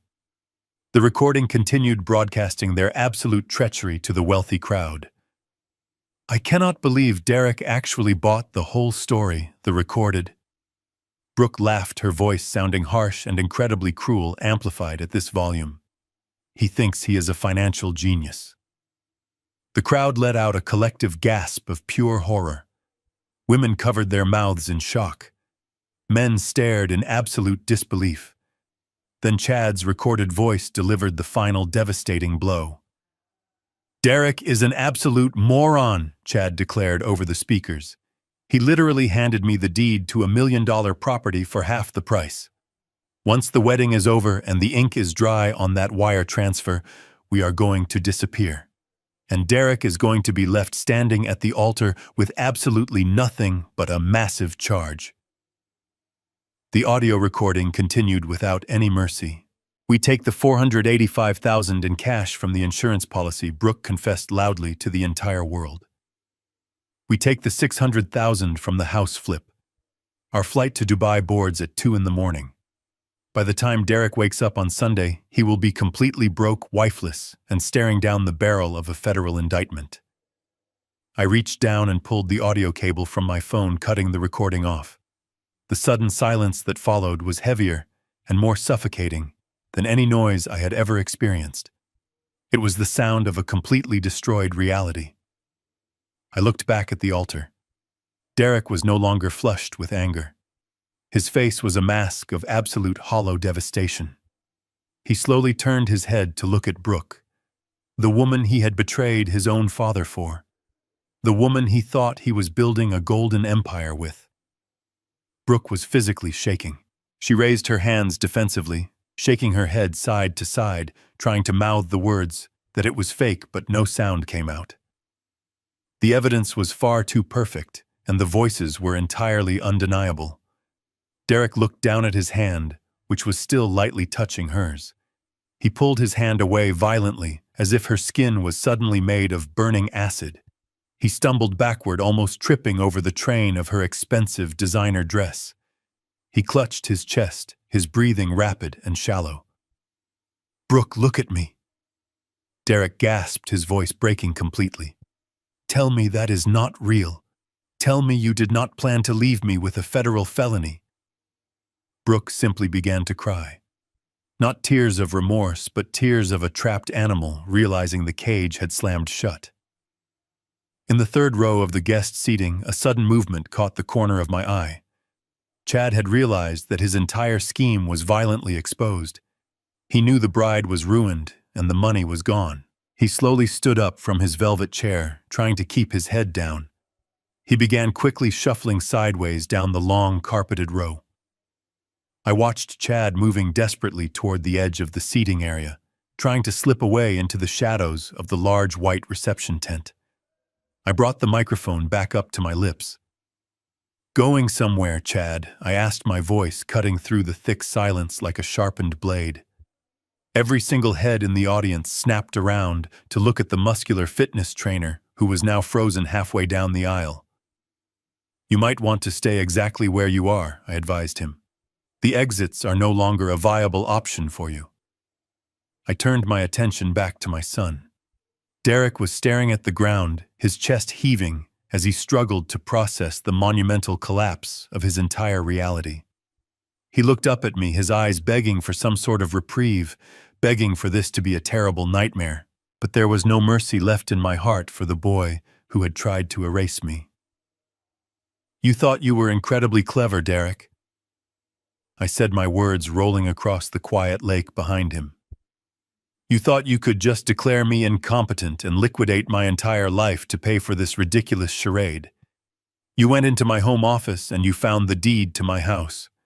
You took it to a shady buyer thinking you were making the ultimate real estate deal. You thought you sold my house to fund your new perfect life." I took a slow, deliberate step closer to him. The security guards had completely backed away, realizing they were witnessing a family execution rather than a physical threat. "Let me educate you on how real wealth is actually protected, Derek. The deed you stole was nothing but a high-quality replica. It was a dummy document I kept in my desk for exactly this kind of foreseeable betrayal. 5 years ago, I transferred all of my major assets, including the actual legal title to that property, into an irrevocable blind trust. I do not legally own that house anymore, and neither do you. You forged my signature on a temporary power of attorney that had been expired for 8 months to sell a property that you had absolutely zero legal claim to. You did not sell $1 million estate to a private buyer. You committed massive document forgery and sold a worthless piece of paper to a shell company." Derek swayed on his feet, visibly dizzy from the relentless barrage of truth. He reached out to grab the wooden railing of the altar to keep himself from collapsing onto the floor. The guests were whispering frantically to each other, now the scandal completely consuming the wealthy crowd. Brooke was sobbing uncontrollably, her hands covering her face, her expensive makeup running down her cheeks in dark, ugly streaks. But I was not finished dismantling his stolen empire. And then there is the matter of the $485,000. I continued, raising my voice just enough to silence the murmuring crowd. You thought you could just wire $500,000 of your dead mother's life insurance money across state lines without triggering a single alarm. You thought my banking security was as weak as your moral compass. That money did not just quietly settle into your new joint account in Texas. Because of the security protocols I personally established, that massive transfer was immediately flagged as a severe anomaly.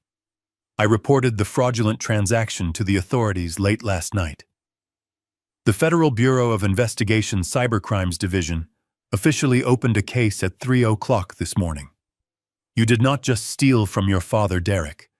You committed federal wire fraud. That is a major felony carrying mandatory minimum prison sentences. The federal authorities have completely frozen the destination accounts. You cannot access a single penny of that money. You are completely broke. You have no house. You have no wife because she was planning to abandon you at the airport tonight. And you are going to federal prison. At that exact moment, a sharp, piercing sound sliced through the heavy tension of the outdoor venue. It was a cell phone ringing violently. It was not coming from the altar. It was coming from the third row. Chad desperately grabbed at his jacket pocket, his hands shaking uncontrollably as he pulled out his vibrating phone. The screen was glowing brightly in the dimming afternoon light. He stared at the caller identification, and his face drained of whatever color it had left. The phone continued to ring, echoing loudly across the silent estate. "Go ahead and answer it, Chad," I suggested, pointing directly at him. "Tell the people from Silver State Financial Services why their $600,000 is currently trapped in a frozen federal holding account. Tell the violent loan sharks you borrowed that money from that the house you bought is a fake and you have absolutely no way to pay them back." Chad's phone kept ringing, a relentless mechanical scream that signaled his absolute doom. He looked around wildly, realizing the devastating truth. The money was gone. The house was an illusion. The federal government was watching the accounts, and the cartel was calling to collect their debt. He dropped the phone onto the grass as if it were burning his hand. The ringing finally stopped, but the silence that followed was far more terrifying. The trap had closed perfectly around all three of them, leaving absolutely no avenue for escape. The 300 guests remained completely paralyzed by the sheer magnitude of the destruction unfolding before them. Nobody dared to speak. Nobody dared to move.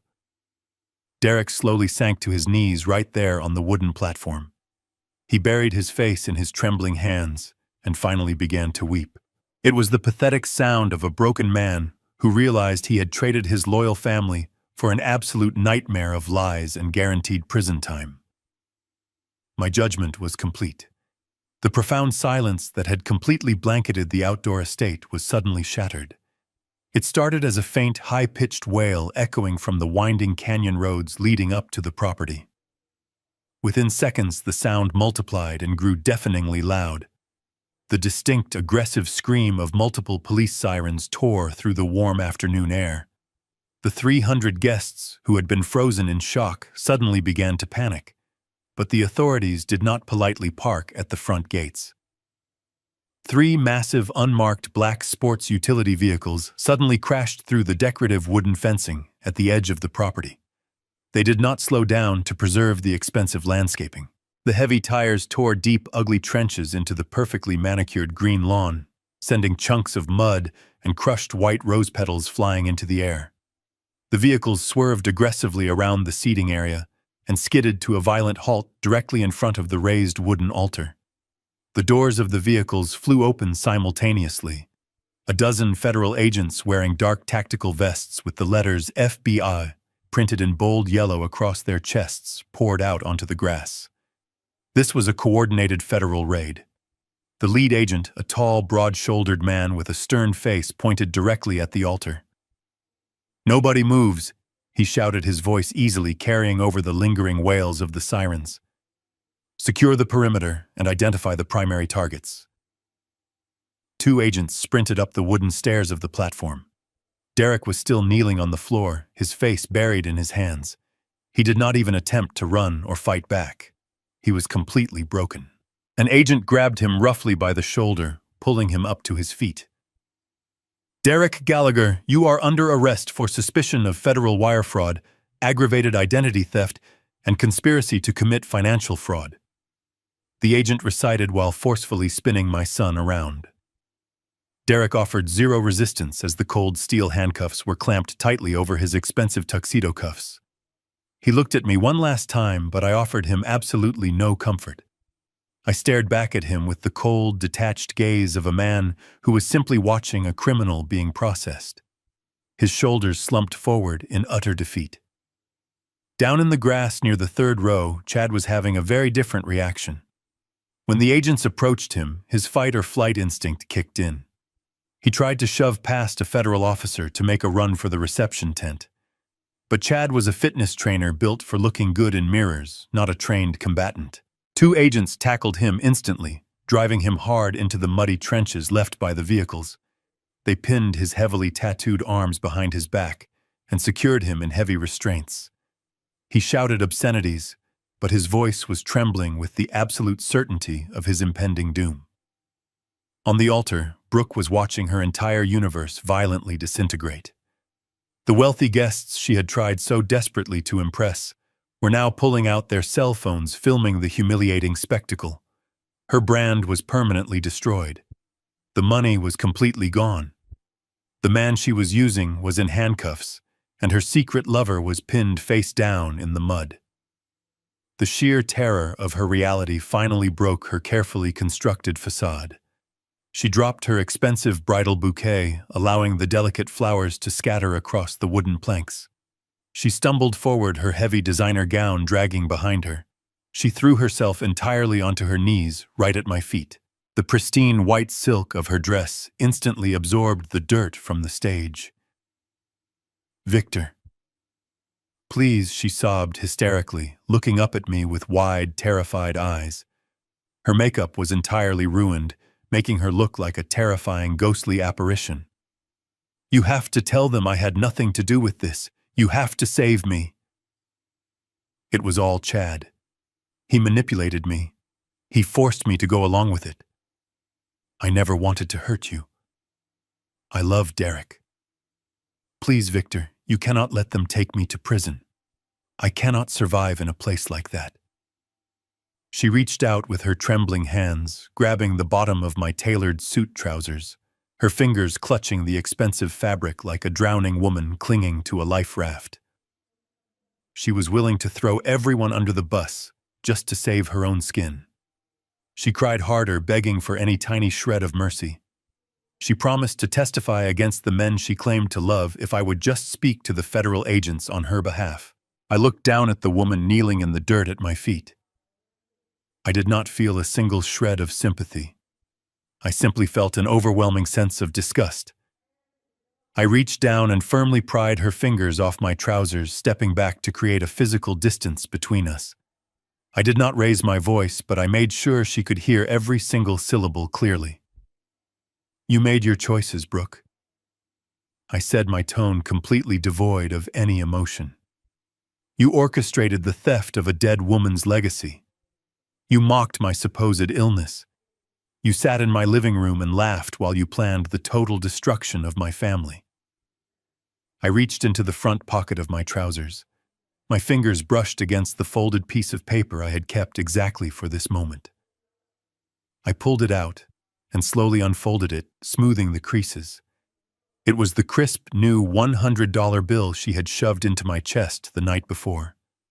I held it between my index and middle fingers, just like she had done. I looked into her sobbing, desperate eyes. I let the bill slip from my fingers. It fluttered gracefully through the air, catching a brief breeze before landing softly directly in her lap. You should take a taxi, Brooke, I said, my voice cold and absolute. Your perfect aesthetic is completely ruined. 6 months have passed since that spectacular afternoon. The crisp autumn air has now settled over Austin, bringing a quiet peace that I have not felt in a very long time. I'm sitting on the front porch of my home. The same home that was stripped bare by careless movers is now completely restored. Every piece of antique furniture, every painting, and every memory has been returned to its rightful place. The heavy mahogany console table sits exactly where Diana and I placed it 40 years ago. The polished wood gleams under the soft morning light, reminding me that some foundations simply cannot be broken. I hold a steaming cup of black coffee in my hands, watching the morning sun filter through the leaves of the large oak tree in the front yard. The house is quiet, but it no longer feels hollow. It feels incredibly safe. The storm that ripped through my life has finally passed, leaving behind a perfectly clear sky. The justice system moved with surprising speed once the evidence was presented. Derek did not even attempt to fight the charges. When faced with the undeniable audio recordings, the forged documents, and the massive wire fraud evidence, his public defender advised him to take a plea deal. My son, the boy who thought he was a financial genius, is currently serving a 5-year sentence in a federal correctional facility. He writes me letters occasionally. The envelopes arrive stamped with the strict seal of the federal prison system. I read them carefully, but I do not reply. The letters are full of desperate apologies, but they read more like the regrets of a man who is incredibly sorry. He got caught rather than a man who is truly sorry for what he did. He constantly complains about the harsh reality of his concrete cell and the complete loss of his luxurious lifestyle. Perhaps in 5 long years, he will finally learn the absolute value of an honest dollar. Brooke did not fare much better. She tried desperately to spin a false narrative of victimhood, claiming she was entirely brainwashed by the terrible men in her life. The federal prosecutors did not believe a single word of her tearful performance. She is currently under an intense federal investigation for criminal conspiracy, and her precious social media aesthetic is completely obliterated. The wealthy friends she tried so hard to impress completely abandoned her the exact moment the handcuffs came out. Nobody wanted to be associated with a high-profile federal fraud case. She now lives in a tiny, cramped apartment working a grueling minimum-wage retail job just to pay her constantly mounting legal fees. Every day is a bitter reminder of the incredible wealth she threw away out of sheer endless greed. As for Chad, his fate was decided entirely outside the traditional courtroom. When the federal government seized the fraudulent holding account, the $600,000 he borrowed from Silver State Financial Services was permanently confiscated as illegal proceeds of a severe financial crime. The incredibly violent loan sharks did not care about federal holds or official court orders. They only cared that their massive investment was completely gone. Chad practically vanished into thin air exactly 3 days after the disastrous wedding ceremony. Rumor has it he fled the state entirely, leaving behind his leased luxury cars and his failing fitness business. He is spending the entire rest of his miserable life constantly looking over his shoulder, jumping at every single shadow, knowing the cartel will never stop hunting him down. He traded a secure, comfortable life for a quick payout and successfully bought himself a permanent waking nightmare. A sleek black car pulls into my driveway, interrupting my quiet reflections. Martin steps out carrying a thick leather briefcase. He walks up the familiar stone steps and hands me a pristine stack of formal legal documents. "Good morning, Victor," he says with a very warm, genuine smile. "Today is the day, my friend." I set my warm coffee down on the table and take the heavy silver pen he offers me. The crisp white papers in front of me represent the absolute culmination of my sacred promise to Diana. The federal court not only fully restored the stolen $485,000 to my primary account, but they also released the seized $600,000 cartel funds as direct restitution for the severe emotional and financial damages inflicted upon my estate. With a few precise, deliberate strokes of the pen, I sign the final establishing charters. The massive sum of money is officially transferred. The defunct community center on the east side of town has been completely purchased and fully renovated to the highest possible standards. Next week, we will cut the bright red ribbon and officially open the doors to the Diana Gallagher Youth Shelter. It will serve as a safe haven for innocent children who have nowhere else to go. Children who desperately deserve a chance to build a real family. It is a legacy of absolute kindness, beautifully built from the terrible ashes of profound human greed. I hand the signed legal documents back to Martin.